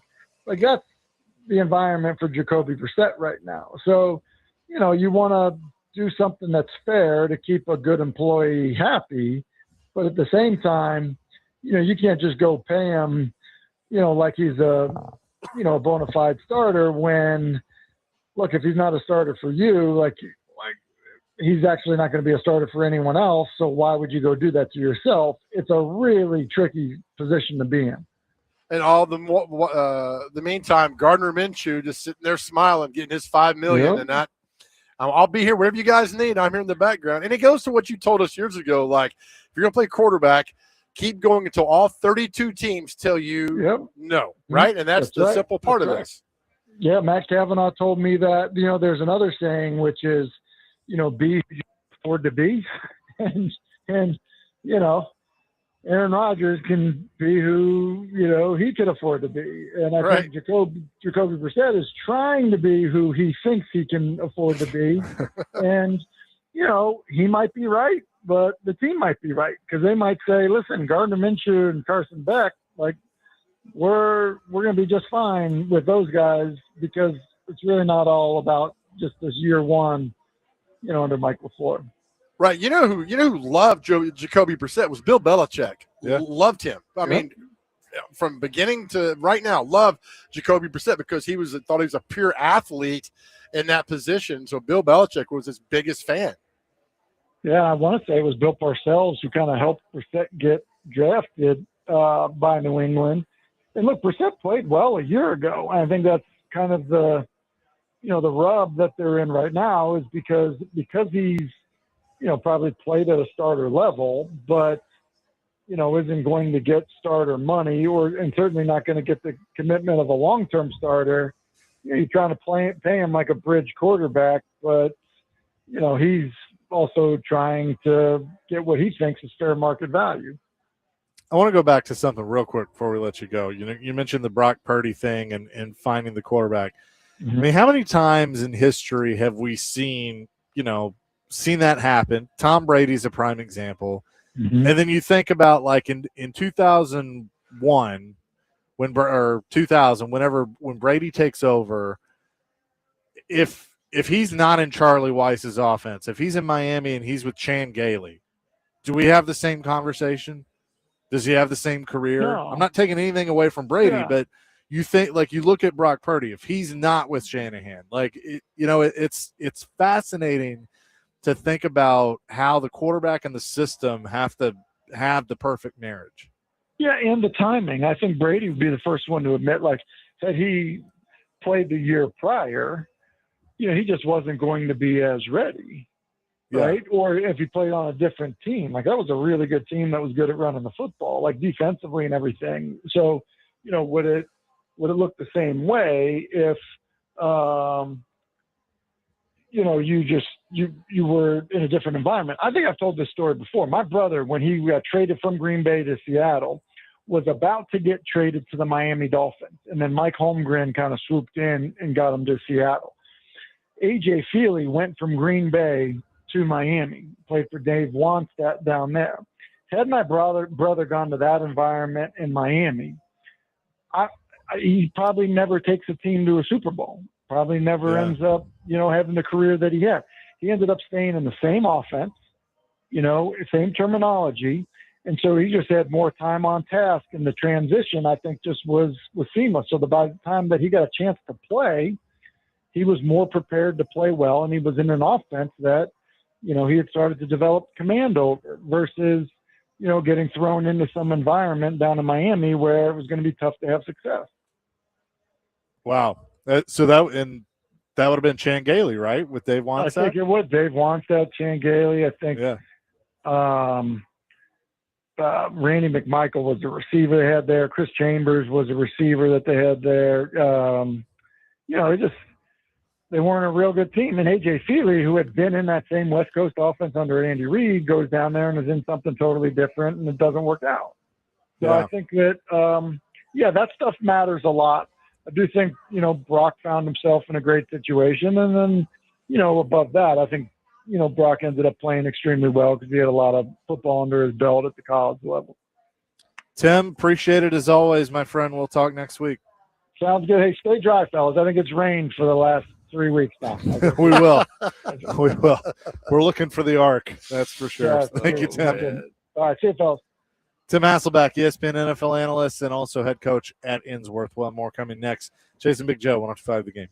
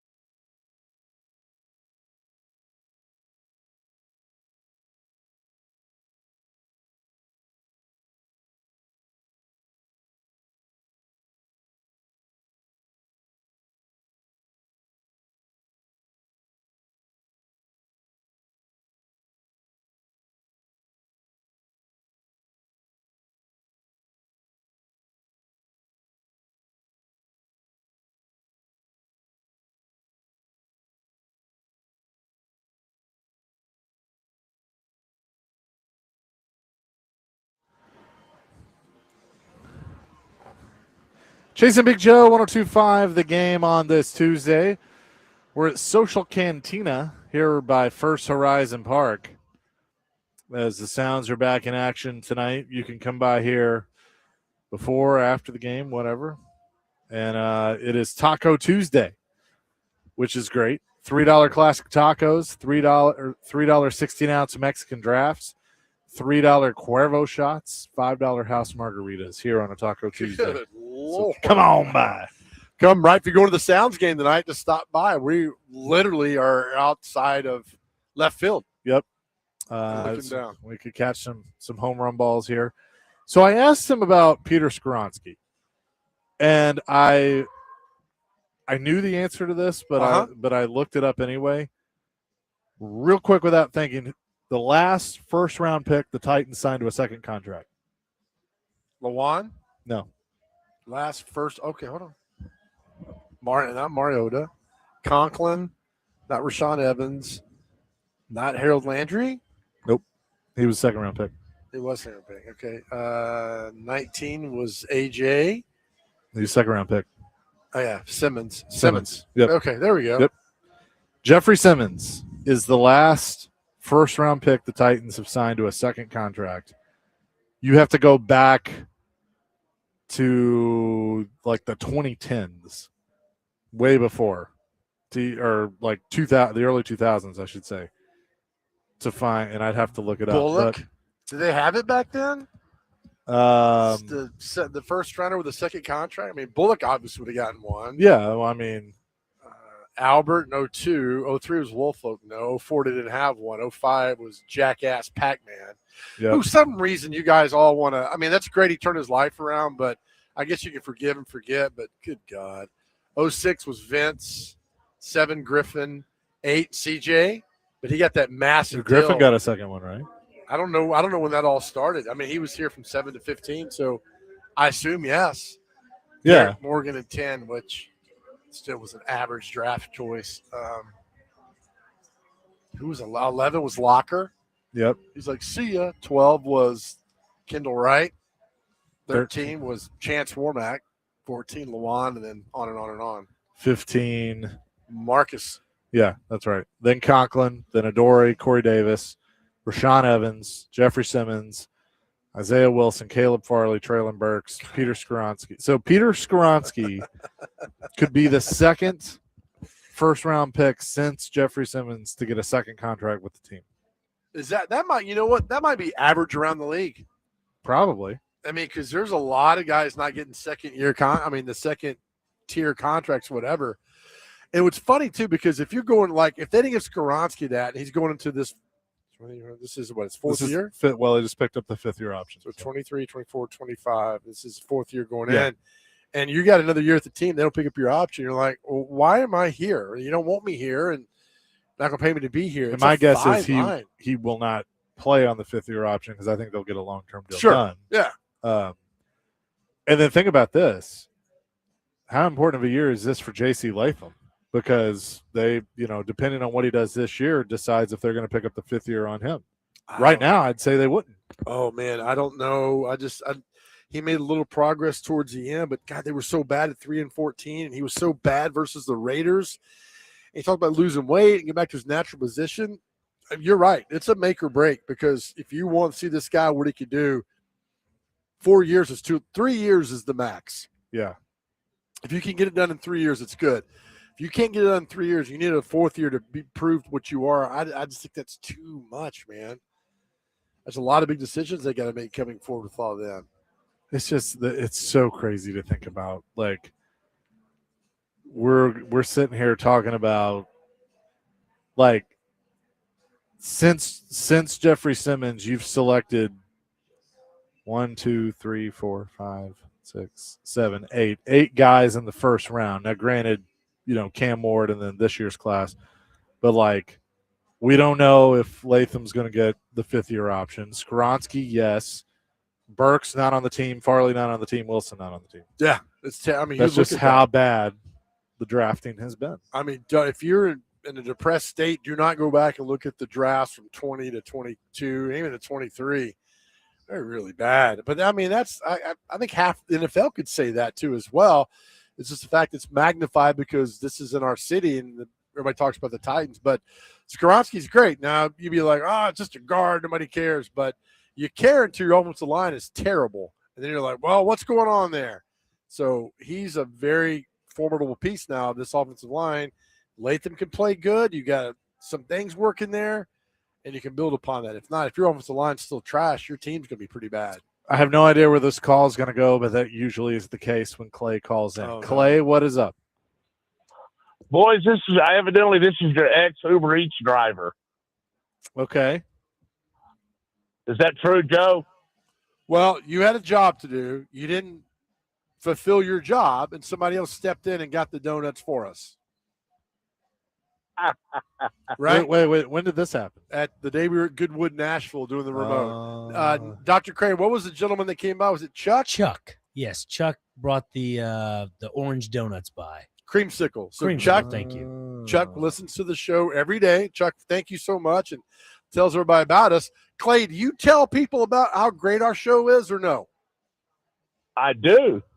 Okay. I absolutely do. All right. Well, I want to say boys with you, Big Joe. Big Joe.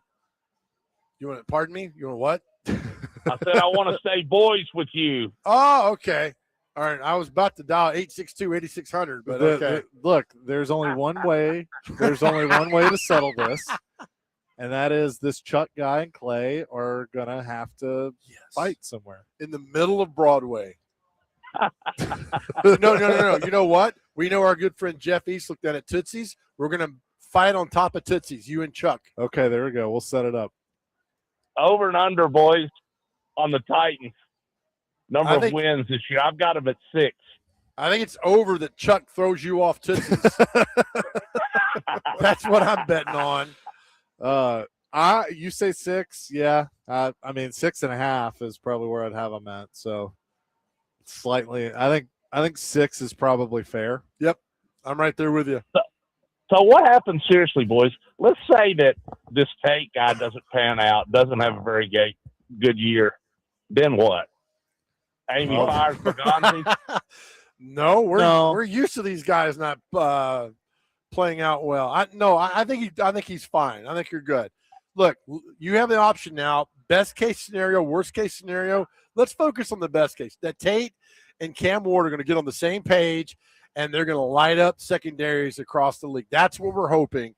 That's what we need. That's what we have to see if they're going to win 6 games. If they're not on the same page and not very well, man. Yep. Thank you, Have Clay. a great day, boys. Good to talk to you again. See you soon, buddy. If I tell you 2 years from now, if I jump in the DeLorean and I say, hey, Ward and Tate are going to be like McNair and Mason, you'd sign up for that all day long, wouldn't you? Yeah, I mean, I think they undervalued Derek Mason when he played here. So yeah, I'd like to see him a little bit above that because I think they didn't really believe in Derek Mason until later on. But yeah. I mean, there's not too many great quarterback receiver combos I can reference. You are very correct. Okay, Tannehill, A.J. Brown.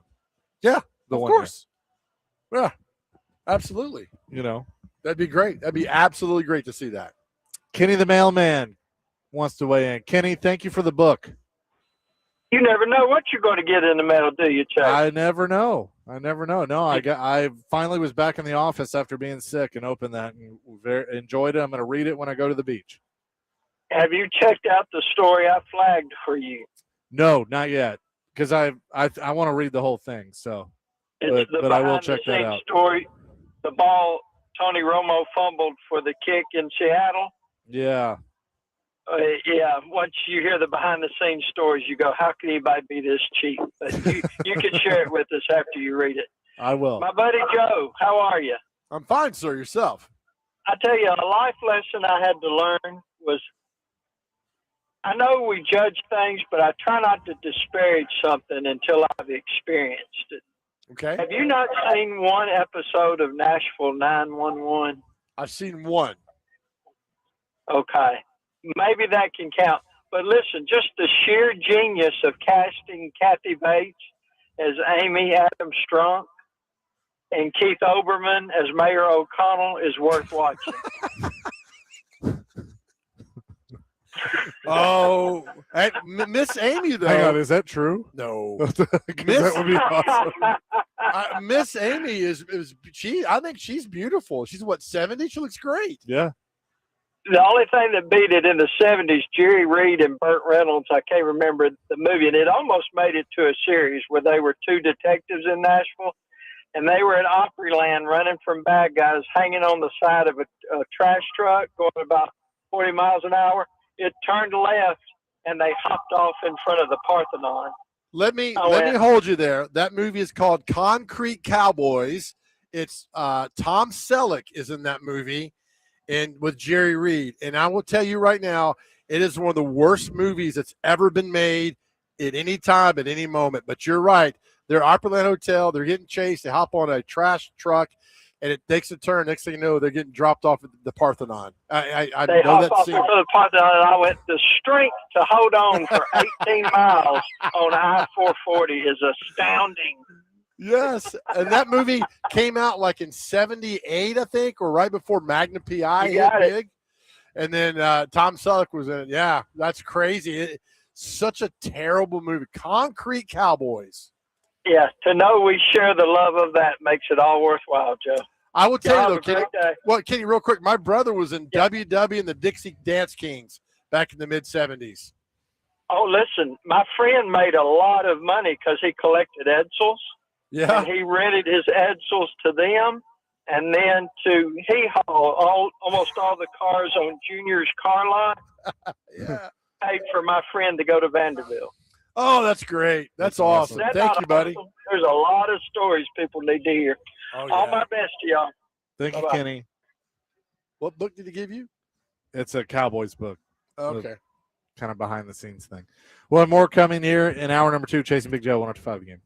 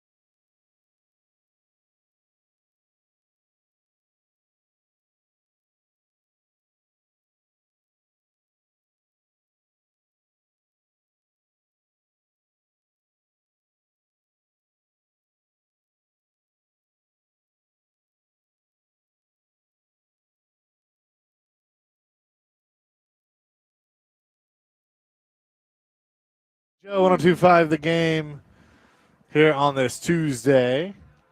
Staring at First Horizon Park as they get ready to take on Gwinnett later tonight. We're at Social Cantina. Tomorrow, you and Dr. Crane will be over at the Omni. Looking forward to seeing we were not there last week because of the things that are happening, but we look forward to be back at Omni at Bar Alliance Park. Come by and say hi. Dr. Crane gets a real big kick when people come by and wave at him. He does. He enjoys it. Yep. Sounds like my neighborhood. Yeah. 1025 the game is your racing station this weekend. Catch all the action as NASCAR comes to the Nashville Super Speedway here on 1025 the game. Presented by City Auto and Nelson's Greenbrier Distillery. You can hear the Craftsman Truck Series Allegiance 200 starting at 6:30 on Friday. The O'Reilly Auto Parts Series Sports Illustrated Resorts 250 starting at 6 on Saturday. And, of course, the NASCAR Cup Series Cracker Barrel 400 starting at 5 on Sunday.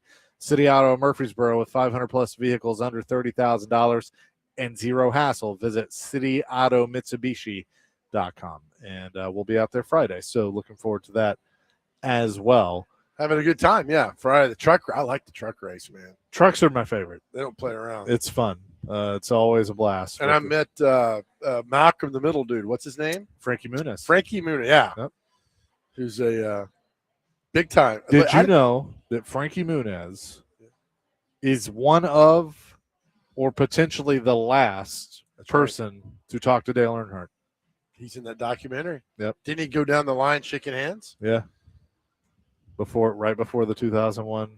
Yeah. Now, obviously, people on his radio, but because he was promoting Malcolm in the Middle. Was it Fox's first race ever? Yes. That's right. Yep. It's around. Gosh, man.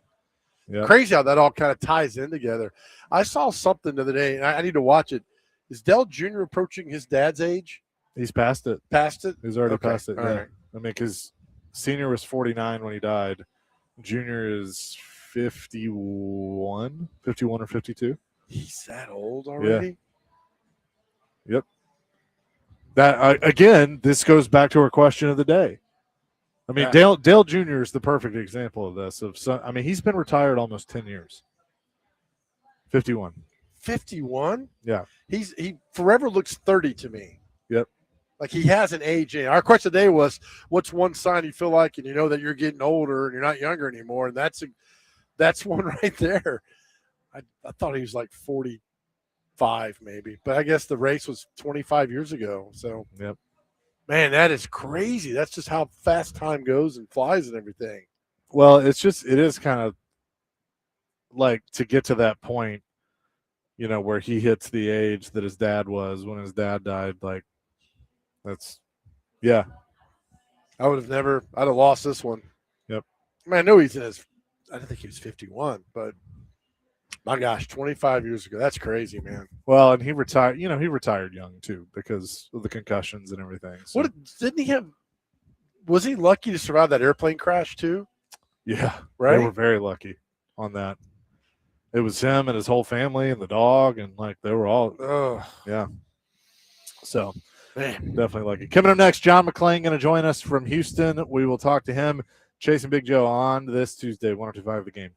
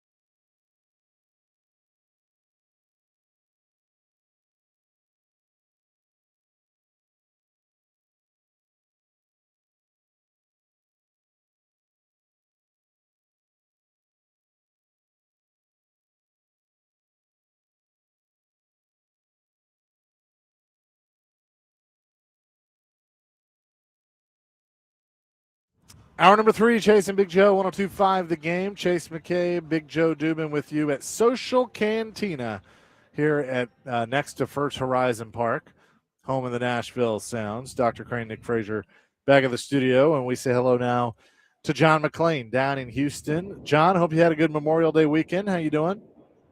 I'm doing great, guys. I did. Astros have won 4 in a row, coming off a no-hitter of the hated Rangers. Got 3 more games, and so people are getting excited about baseball again. Yeah, it is certainly that time. We're in list season when it comes to sports talk radio and all those things. And I was reading through a couple of ones, including NFL players that have coming into a make or break season in 2026. And one of those players is the Texans quarterback, C.J. Stroud. Now, I don't know if I completely think that it's make or break, but what kind of pressure do you think is on Stroud going into this season? Well, first of all, it's not make or break. Anybody would say that's clueless, but he is under immense pressure. It's funny because they won 12 games last year. They won a playoff game. They won the division the 2 years before that. They won playoff games, and people are acting like he could be gone after next season. That's not going to happen.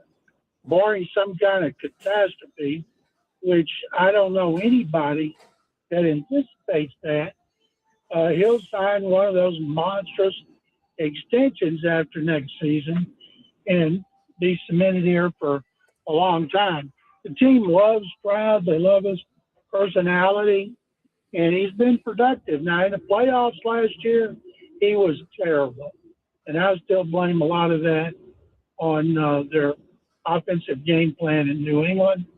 But people here, he doesn't, the fact is, with their defense, he doesn't have to be great. He just has to be good and not turn the ball over, which had not been an issue for him until he got in the playoffs. Well, and that actually was my next question for you, that I look at the defense and how much they've built that up over the course of the last few years, that shouldn't that be the perfect scenario, that they have a stifling defense that it will take some pressure off of the offense? Well, I'll use the playoffs as an example. They beat Pittsburgh, had 2 defensive touchdowns. They won in Pittsburgh, so they go to New England, and common sense tells you they got a good chance to beat New England, but the last thing you do is turn it over. So if you got to play a conservative game plan, throw a lot of short passes, if you got to give it up, just don't do it with turnovers. So what happens? They come out throwing the ball, and one reason their running games was bad, and mainly because the offensive line, they never had their top running back, Joe Mixon, last season, but their first-year coordinator, Nick Cayley, had him throwing the ball, and from his first interception, it went downhill to that. But he had not had a game like that the previous year when they beat the Chargers, and then they went to Kansas City. They lost by 8, and Stroud played real well.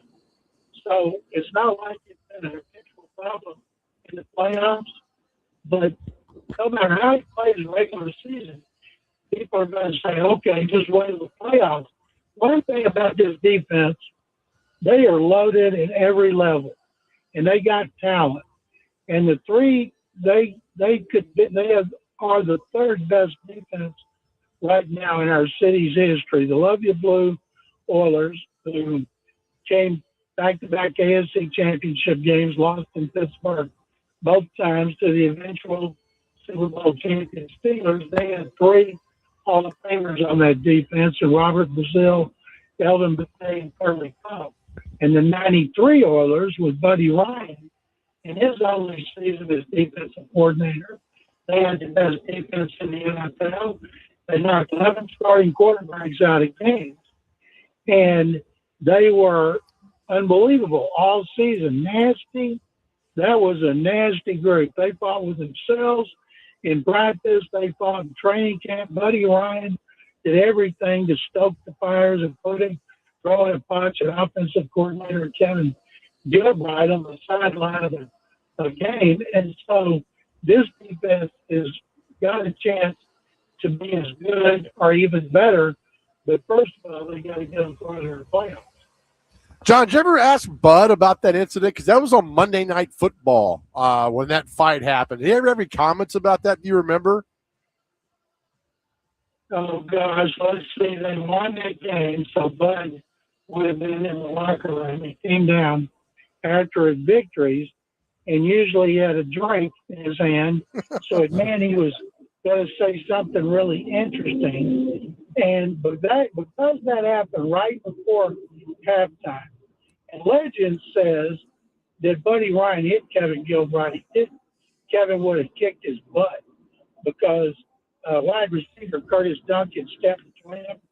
And Buddy got mad because Kevin was throwing the ball at the end of the first half instead of running the clock when the Oilers were beating the 10 and turned the ball over instead of just going on into the halftime dressing room. And I'll never forget, in the old Astrodome, they had TVs about every 10 seats. And one guy says he was right under the TV on the front row of the press box, said, "Did y'all see that?" Said, "What?" Said, "Well, Chris Berman just said Buddy Ryan threw a punch at Kevin Gilbride, and they would show it when they came back from a commercial." So everybody in the press box got in front of whatever TVs they showed it. And I remember we had 8 writers there because that team was really good and they were winning. And I called them all together.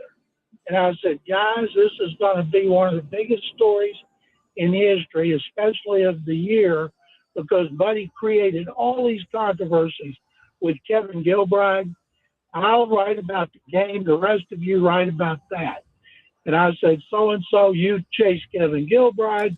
So-and-so, you chase Bud when he's down there." Then he told him a person called Gilbride Buddy. Well, Bud Adams had told him he didn't want anybody commenting on it after the game until they got all their, bleep together. And Buddy commented on it anyway because he defied everybody. Gilbride was so discombobulated when the media followed him into the parking lot. He couldn't find his truck, and his fans had to show him where he parked. There was no private parking. And so I can't remember exactly what any of them said. And they won the game, knocked out another quarterback, Gunnar Assassin, won the division, hosted the divisional round game when they had a bye. Then they got beat by Joe Montana and the Chiefs. To me, that was an incredibly disappointing loss because they should have won the game to return to the championship game. Oh, absolutely. We used to work with Brad Hopkins, John, and we would kid Brad because on that play that made Buddy go crazy, Brad missed a blitz. Him and Munchak were on that side, and they missed the call on the blitz, and so that was the quarterback that got crunched, and then that's when Buddy went crazy, and Brad was like, "Man, I was just a rookie, and I was lucky I was on the field." And it's just funny how that play, John, 32 years ago, yet it's one of the most memorable moments of Monday Night Football ever. That's one of those where people say Buddy Ryan, Kevin Gilbride. They don't think immediately of Buddy coaching maybe the greatest defense in history right. of the 85 Bears, which is still the most dominant one-season team I've ever seen. They think of Buddy throwing that punch on the sideline. Yeah, it's crazy. John, I was having a conversation with a friend of mine. We were talking about, it's the Mount Rushmore, this and that, and we got on the Texans. And I wanted to ask you, I've been looking forward to ask you this. Where does Arian Foster rank as far as Texans legends go? Because undrafted out of Tennessee, we're like, oh, man. And then, second year, he, hit it for the Texans and was unstoppable. What does Arian Foster, in your eyes, John, rank with the Texans? Foster's the greatest running back in Texans history. Led the league in rushing. He was a great receiver, blocker, everything. He was just a weirdo. And when he came in as an undrafted freshman, I'm freshman as a rookie. Only reason I would talk to him because he went to Tennessee and I was doing a talk show in Knoxville like I was in Nashville. And I went up to him and I asked him about a couple of guys I was on the air with, and I won't mention one of them. He did not like that guy because I know Aaron had been the subject of some controversy there. Anybody that says they talk dinosaur, there's something strange about it. Right. So as a rookie, they didn't know what they had. He was on the practice squad. Anybody in the league could have got him when they put him on waivers and then put him on the practice squad. He ran down the field chasing kicks, and then when they activated him, and in the last game of the year, he ran for 90 yards, and people are like, that guy might be decent. But they still used a second-round pick on Ben Tate from Auburn the next year, and that next year they opened here against the Colts and Peyton Manning, and Arian rushed for over 200 yards, and they beat Peyton and the Colts for the first time. And Arian was a star after that. And I remember when he got his big contract extension, I asked him a question in the big news conference, and he went into Gary Kubiak, the coach's office, and he told Kubiak, John McClain made me cry. And Kubiak asked, what do you mean? Well, what happened? He cried because I asked him what he was going to do for his mama because I knew they were real close, and he got all emotional about it. That's the first time anybody ever said I made him cry, other than my little brother. We'll have more with John McClain coming up next. Chase and Big Joe on this Tuesday, 102.5 The Game.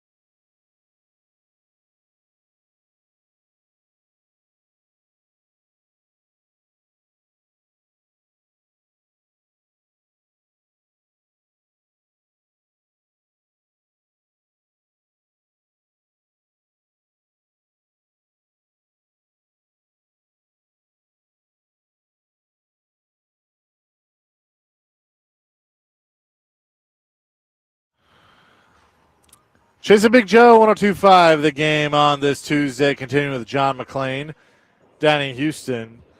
John, whenever I hear names like, Mike Munchak and Bruce Matthews and Brad Hopkins, I obviously think about those great offensive lines that the Oilers and the Titans in the early days had. And, with so many years of this current Titans team trying to figure out the offensive line, it always makes me want to ask you, what made those groups so good that they were able to year in and year out reload the offensive line? Obviously you had the pillars, but guys like Matthews and Munchak and Hopkins, but what was it that they were able to continuously build good offensive lines? Their general manager at Ladd Herzig, who got the job when Bum Phillips was fired. Ladd had been their controller. He was the youngest GM in the league. He's 34, didn't know squat about football, but he was smart enough to know that he had to get a good personnel guy, and he hired Mike Olivac, who's the best personnel guy I've ever seen, along with C.O. Bucato. So they had Mike Olivac and C.O. Bucato in their scouting department. And Herzig's philosophy was, because when he took over in 81, Earl Campbell had led the league in rushing 78, 79, and 80. And their offensive line was not good. So Ladd told him, he said, I want to build an offensive line for Earl. And the first pick in 82 was Munchak. First pick in 83 was Matthews. The second pick in 83, 28th overall, because that's the franchise, was Harvey Salem, an offensive tackle from Cal. So in 2 years, they used 2 1s and a 2. The first pick in 84, Nebraska guard Dean Steinkuhler. So they used first and then the first pick in the second round over a 3-year period to bring in 4 starting offensive linemen for Earl Campbell. Now, Earl ended up rushing for over 1,300 yards in 83. 82 was a strike season. 81, he was good, and then he got hurt, and they traded him to Bum Phillips in New Orleans in 84. And then they were terrible. And so they had a lot of issues with contracts. But Munchak and Matthews, Mike is as good an offensive line coach as I've ever seen. I was hoping like crazy the Texans would hire him. When Bill O'Brien took over in 14, he tried to hire Mike. And Mike and Marcy decided they wanted to go back to Pennsylvania because their parents were getting older, so he went to work for the Steelers. Last year, I was hoping that Nick Caley, who came from the Rams, where Mike works. He lives in Denver, but he works for the Rams as kind of a consultant advisor. And I was thinking, okay, Nick Caley should hire him, but he kept a guy who he'd worked with the Patriots for years, but still praised the heck out of me about Munchak. And I wanted to say, well, why the hell didn't you hire him? You've got to have a good offensive line coach. Some of them can make chicken salad out of what, but boy, it doesn't beat having talent and a great line coach, which is what the Texans had. The Oilers, 1 year, their line coach, Bob Young, who played 17 years, including with the Oilers, and was a good friend of mine when he had a heart attack, died in his 50s. We used to play golf on Fridays, and one time I said, don't you ever feel guilty leaving Fridays and not staying with everybody else? He goes, oh, hell, Munchak Matthews can coach them better than I can. One thing that's interesting, you mentioned Munchak being such a great offensive line coach, and he was a Hall of Fame player. Why do you think it worked for him, but it didn't work for Bruce? Because Bruce, we loved it when Bruce was here, but he struggled as the offensive line coach when Munch was the head coach. I have no idea. And I'll say this, when Bruce wanted to get into coaching, he asked me if I could ask Kubiak if he'd be interested in hiring him, for the bottom level. So Bruce at 6'5" and probably 310 then was in basically a closet with 2 other quality control guys, and he would put out practice dummies and before practice, and I'd give him all kinds of grief. And I say, do your players know who you are? He said, well, of course they know who I am.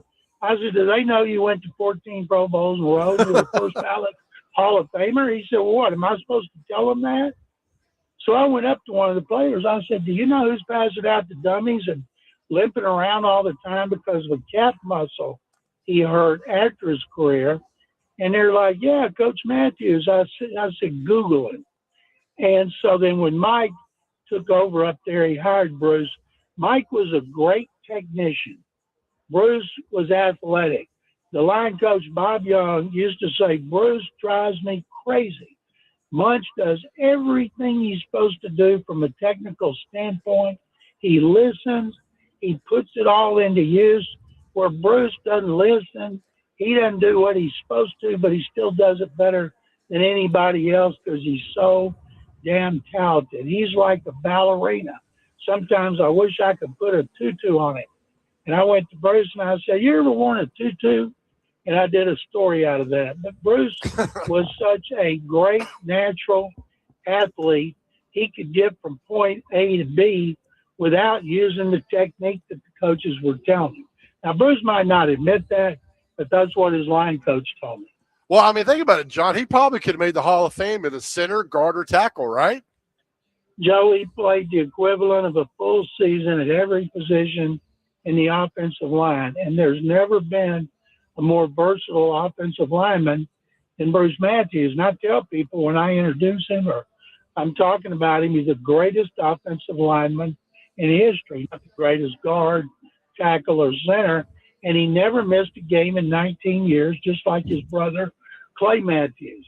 And Bruce started getting hurt like crazy after his career ended, and freak accidents, blowing out his knee, cutting limbs in his yard, blowing out a quad, throwing passes to the kids in the neighborhood, and he slipped in a puddle, things like that. And then he got hurt a couple of years ago, stepping off of Jake Matthews, his son's boat, at a lake, and he did it again. But he was as good a lineman as I've ever seen. And Mike Munchak was really tough. You know, he's from Pennsylvania.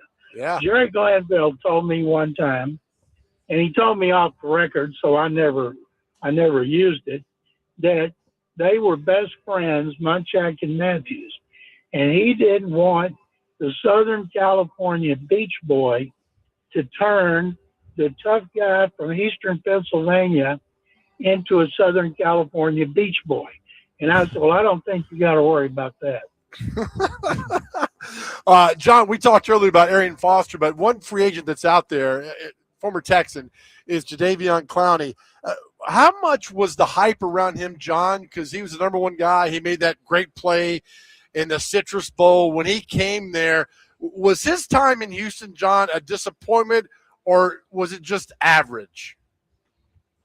Well, his first season, he blew out had that microfracture surgery on his knee, and then had to have subsequent multi-surgeries on that same knee. And the fact is, he's still playing. And the reason he's not here is Bill O'Brien was a stickler about details and guys doing exactly what he wanted when he wanted it. And Clowney and DeAndre Hopkins, while they played hard, they kind of marched to their own drummer. So he traded them in two of the worst deals in pro sports history, and both of them are still playing. Clowney had, I think, 9.5 sacks last year with the Cowboys. I don't know why they didn't bring him back. And he's a mercenary. He works out here. He misses training camp. Then he signs right at the end of training camp, and he's still great against the run. You know, when he hit that kid and his helmet came off, that was on a running play, not a pass play. And Clowney's never had 10 sacks. And he asked me one time, he said, why does everybody expect me to get 15 to 20 sacks? I've always been better against the run.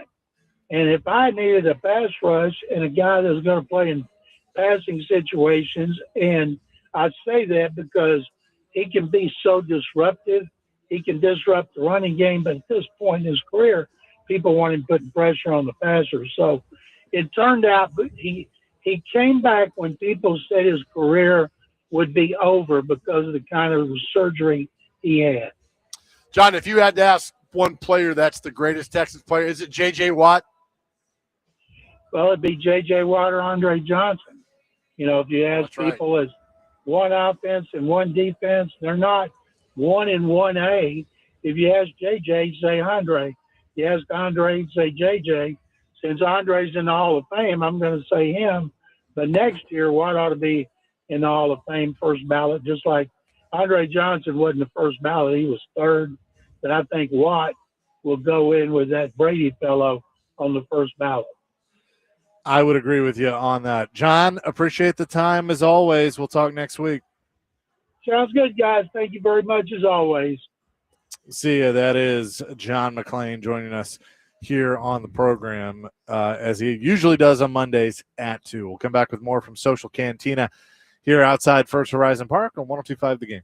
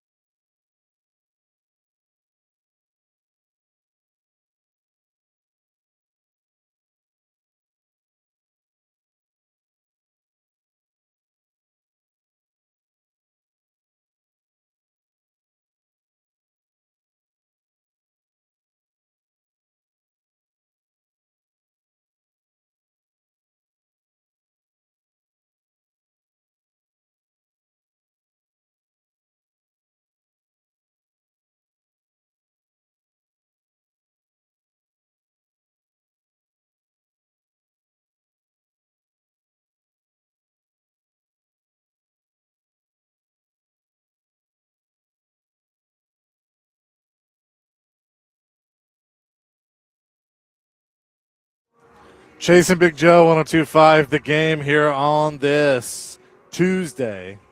Appreciate John McClain for joining us. Hey, saw this earlier and wanted to pass it along because I think this is kind of cool. I don't know if you saw this news as I try and pull up the email that I got here, but looks like Vanderbilt and Memphis are going to play this year in basketball. Man, that game should be down I-40 West on the banks of the Mississippi, but I understand it. Yeah. Is Hardaway still there at Memphis? Or did he get fired? I don't. I think he's still there. Okay. It'll be fun. Vanderbilt's supposed to have a good basketball team. I know Tennessee's really did well in the portal. And Vanderbilt. November 10th at Memorial Gym. As well. That's starting the season off. Wow. Yeah. So, is that Saturday, man? It is a Monday. I got 7. Tuesday. Tuesday. I only had 7 guesses. It is a Tuesday. So, yeah, that'll be cool. See those two teams battle it out. Yeah. Yeah, good stuff there. That's great stuff we got going on. That's crazy. We still got 3.5 months for, because the first game is September the 8th, 9th? Yeah. Because 13th is that Sunday, the NFL, but they start games a few days before. Was it you and Greg doing the show that we had Bruce Matthews on, and he was in his office, and Munchak walked into his office while he was on the phone to have a meeting or something, and he goes, "Hang on, I'm on the radio. I'm selling the brand." No, I think it was you and Greg. I don't think, but I remember that. But was it? It was because Brad was on it. It was with B-Hop. Okay. Yeah, it was you guys and I was producing it, but I do remember. I remember 2013. Yeah, because Munch was like, "Hey, what are you doing? We got a meeting." And he goes, I'm on with B-Hop. I'm selling the brand. If the head coach has to come find you for a meeting, then you're not doing something. Well, he had it scheduled. It was that was the whole joke, was that that Munchak didn't know he had the interview or whatever and just walked in. I just for people in the building at the time were about Bruce being lazy. Yeah. That's what I remembered most, is he's lazy. I'm like, well, the guy made 1,000 Pro Bowls, so I guess he might get a pass, but that's all. I remember that. And then 14, he was gone because when Munchak was gone, Wisnut came in and cleaned the whole staff out. Yeah. Yeah, and look, that was such a weird time because Fisher had been here for so long, and Munchak was a good soldier as a player. Right, and had the lockout. Yeah, the lockout. Look, if the lockout's not there, then, do they go through a legitimate coaching search? Probably. Well, remember, didn't we look it up? Munchak wasn't hired till late June, maybe into early February of 2011. And I know they had the lockout, and that's why the drafted lockout. That's why it was important to get Matt Hasselbeck here, because you didn't know how much practice time you would have. Right. And then, but they still went 9-7 that year, so they weren't a they bad football team. Yeah, but they just didn't, needed a few things to go their way, and then they kind of stayed stagnant 12-13. Was that the year? Was that the year that they needed 7 things to happen, including them beating the Patriots? That was 06. Okay, that was 06. They needed, you're right. There were 6 things that needed to happen, and the 6th one was beating the Patriots the last game of the year, and to make the playoffs, and all 5 happened on that weekend. Yeah, and that's the game where Watterson allegedly threw the hot cocoa in somebody's face for the Patriots and caused and didn't Belichick? Did he do a drop kick? He did something funky. There was some, because Brady didn't. I don't think Brady. It was Vinny Testaverde. Yeah, you're right. Yeah, I was at that game. He brought Testaverde in, who became the oldest. Was 60 something with the franchise. I know George Glenn is the oldest, but Testaverde set some record. I think so that was January 2007. It would have been December of 2006, the last game of the year, and the Titans ended up going 8-8 in 06. Week 17, the Patriots won 40-23, December 31st, 2006. Yep, that's it. And look at the stat line. I'm not sure Brady played at all in that game. I'm looking it up right now. Because that's the year the Colts won the Super Bowl, and they beat the Patriots in the AFC Championship game to go to the Super Bowl and had a big lead at halftime on it. Ed Hockley was the official. Brady did play. Brady played. He was 15-24, 225 yards and a touchdown. Testaverde came in 2 of 3, 29 yards. Vince Young, obviously for the Titans, 15 of 36, 227, 2 interceptions. Sacked 5 times. God, he was bad. Brady to Mitch Young, man. Oh, my gosh. Travis Henry rushed 21 times for 102 yards. The leading receiver that day for the Titans was Drew Bennett, 4 catches on 7 targets for 75 yards. Then Brandon Jones, Oklahoma boy, had 1. He was targeted 5 times, had 1 catch for 53 yards. Bobby Wade, remember Bobby Wade? I do remember Bobby Wade. Roydell Williams and Ben Hartstock. Those were the receivers that day. Yeah, but was it the drop kick in that game? Something I don't crazy. remember. I do feel like there was something. Belichick tried something. Was you know who had 1 sack on Vince Young in that game? Vrabel. Mike Vrabel. Was Flutie on that team in 06? Probably not. I want to think Flutie tried the. But somebody help me out here on that game. I think Flutie tried a drop kick. I need to look this up. And Maybe see now.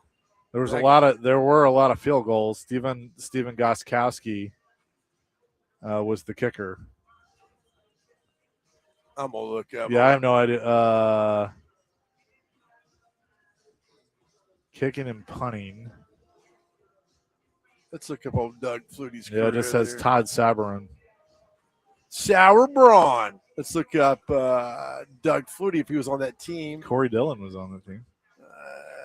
He was on. He came back. He was on the 05 team that Flutie was on there. 2005. Flutie played forever. But I just remember that was just an odd game. You brought that up because if they had won that, they'd go into the playoffs, and all those things needed to happen, and they happened except for Titans starters that day. Oh, yeah. Vince Young at quarterback, Travis Henry at running back, Sarge Ahmad Hall at fullback, Drew Bennett, Brandon Jones at receiver, Bo Scaife, the tight end. Offensive line from left to right, Michael Roos, Jacob Bell, Kevin Mawai, Benji Olson, David Stewart. Not bad. Defensively, Kyle Vanden Bosch, Randy Starks, Albert Hainsworth, Sean Conover. I don't remember him. The linebackers, David Thornton, Peter Sermon, Keith Bullock. Your corners, Ronaldo Hill, Adam Pac-Man Jones, and the safeties, Chris Hope and Lamont Thompson. Okay. That line with Jacob Bell ended up signing a massive contract with Fisher. Was not Fisher, but with the Rams before Fisher got there. I forgot about Jacob Bell. He was good. He was good. Yeah. Man, back in the day. Back in the day, pal. You had Brewski and Vrabel on the linebackers for the Patriots. Was Rodney Harrison on that team too? He was starting safety. Ty Warren, Mike Wright, Richard Seymour, Roosevelt Colvin, Tully Banta-Kane, Vrabel, Brewski. Corners were Asante Samuel, Ellis Hobbs, Rodney Harrison, Artrell Hawkins were the safeties. Brady, Corey Dillon, Troy Brown, Retchie Caldwell, and Jabbar Gaffney were the receivers. Daniel Graham at tight end, Matt Light, Logan Mankins, Dan Coppin, Steve Neal, and Nick Kaiser. Is that how you said it? Sure. Matt Keiser. Right tackle. Yeah. So that's 2006. Yep. 2000. It's like it happened yesterday, man. That's 20 years ago. Oh, wait. Maybe this. Did you find the drop kick? I did not. I thought Flutie did it, but Flutie's not on the team. But something weird. I just remember something weird happened in that game. Kind of like Belichick was like just playing around and goofing off that day. No, hang on. I'm looking at the drive summary to see. Okay. Where are we going? Corey Dillon. No, nothing there. Might have been the fourth quarter. Maybe. Well, probably Pac-Man. Okay, maybe you're thinking of this. Todd Sauerbrunn punts 57 yards, returned by Adam Jones for 81 yards and a touchdown. So Pac-Man ran a punt back. 6'9", 6'7" says Flutie did a drop kick against the Dolphins a year or two before that, which would make sense because he's with the Patriots right then. Yeah. So, all right, thank you. It doesn't look like it happened. All right, 9680 says the drop kick happened. The Patriots were playing at home that game. All right. Okay. You guys are the best. We have the best text line people in the world. Coming up next, we'll tell you what day it is and celebrity birthdays. It's Chasing Big Joe here on 102.5 The Game.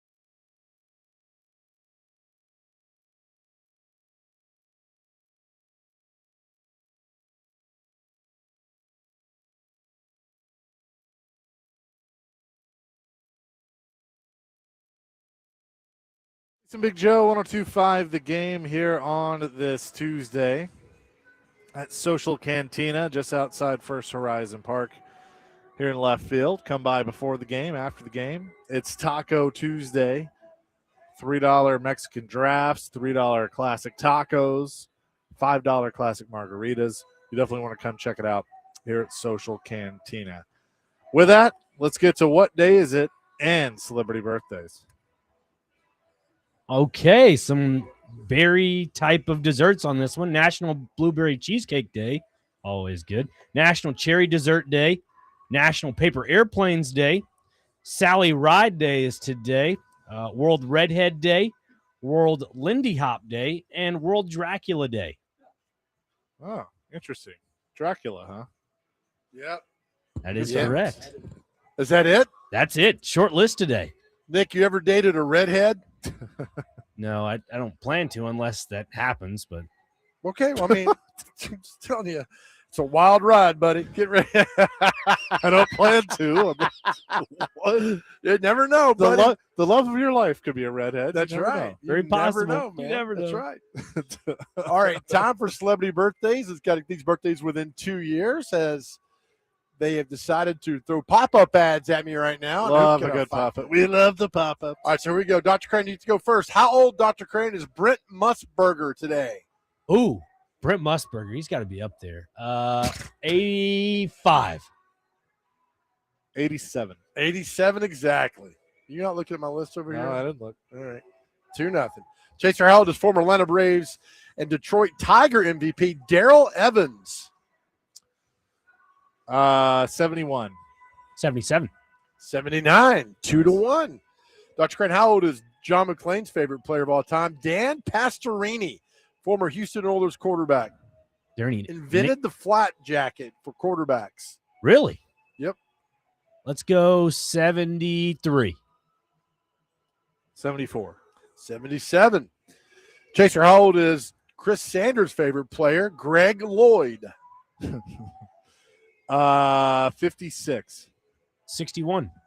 61 exactly. Dr. Crane's on top, 3-2. Dr. Crane, how old is Stevie Nicks today? From Fleetwood Mac, Stevie Nicks. 73. 75. 78. Chaser, how old is very good actress Pam Grier today? 63. 65. 77. Dr. Crane, how old is Hank Jr.? Bo Cephas. Big fan, listens to us out there in Henry County. I'm going to go with 66. 77. 77 exactly. Chase on top, 4-3. Chaser, how old is Bobcat Goldthwait today? Bobcat Goldthwait, whatever, Goldthwait. I sound like cartoon Goldthwait. Damn it, how's Bobcat Goldthwait? I don't know what you would say, so I'm going to say 73. That Elmer Fudd? He was in all the Police Academy movies. Like, I'm Bobcat Goldthwait. 81. 64. God, you two. Dr. Crane, how old is Lenny Kravitz? 75. 58. 62. Chase, how old is your favorite singer, Lauryn Hill? 56. 59. 51. All right, here we go. Lightning fast. Dr. Crane, please get this for me. How old is the second greatest actor of all time? Philip Michael Thomas, Crockett and Tubbs, Miami Vice. How old's Philip Michael Thomas today? 83. 76. 77. Chase up 5-3. Disappointed you, Dr. Crane. Sorry. All right, Chaser, how old is Jeannie Francis from General Hospital? 68. 61. 64. Dr. Crane, how old is South Park co-creator Matt Stone? 58. 63. 55. Chaser, how old is bass player Nathan Cochran of Mercy Me? 51. 58. 48. It's 5-3. Dr. Crane, here's your last shot, buddy. Ready? Let's do it. How old is drummer Gary Peterson of the Guess Who? How old is Gary Peterson of the Guess Who? 67. 72. He's 81. With that, Chase wins 5-3. But hey, you had a good game though, Dr. Crane. You lowered it down a little bit, so proud of you. Thank you. Much It's appreciated. like lowering your A1C. You did well. Definitely have to keep that down. Yeah, you do. Good luck on that. That's one sign you're getting older, when your A1C is higher than Willie Nelson, which mine is right now. So we'll try to get that down. We did enjoy the question of the day today, which was, what's one sure sign you are getting older? And the responses were great. And the one that I really like were you have 15 reading glasses around your house and your favorite player is going in the Hall of Fame. Yeah. That struck deep to me. That was like, whoa. Like, yep. Peyton Manning, my players I grew up watching are retiring, and now not only retiring, but are in the Hall of Fame. Crazy, man. And then their kids are playing. Right? And it's just like, what? Like Marshall Manning, man, down on Chattanooga. I know. And look, I know it's way, way, way, way, way too early, but all the little highlight videos they show of him, I'm like, stop it. He throws just like his dad. All the mannerisms are the same. Big old head. He's got a 5 head. Like, man, I was trying to sling it like daddy. God, I hope he sounds just like his dad. Yeah, go here. Is that sweetheart? I'd like to ask you to the prom. We go to the prom with me this weekend? I'll go play at Tennessee, be a Vol. He should not go to Tennessee. The same reason Peyton did not go to Ole Miss, which I thought was brilliant. Living your daddy shouted him, don't do that. And Peyton already cleared the way. So when Eli came to Ole Miss, that was okay. But go carve out your own piece of history, man. I do wonder where he ends up. Arch went to Texas. I don't think he'll do that. He could. What if Lane got him to go to LSU? In 8th grade. I don't even think he's that good yet. Yeah, but what if Lane got him at LSU? Are we sure Lane's going to be there in 4 years? Oh. Did you see the videos in Costa Rica? He's in Costa Rica, and this guy walks up. He's like, hey, Lane. And Lane's like, oh, yeah. He's like, can we do a selfie? He's like, yeah. He goes, can you repeat after me? We're going to, a bunch of profanities about Ole Miss kicking LSU's butt. And Lane's face turns like immediately scowled and walks off. What could go wrong with Ed Orgeron there? Tell you, that is hilarious. We got into that on Friday. Ed Orgeron's it's a terrible person. I'm telling you, I've seen man. all the tweets of like what could possibly go wrong with those two.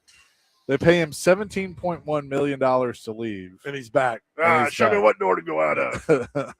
That is going to do it for us here today. DVD coming your way next. Hey, we leave every show to our guys out there. If you're driving around and you feel like the stress is getting to you, it's all right. It's okay. Sometimes we have days like that, but just find the gratitude. Ask God for a little forgiveness and grace and mercy. I'm telling you, he's going to provide it for you. And just know how powerful, wonderful that you truly are. You're still here.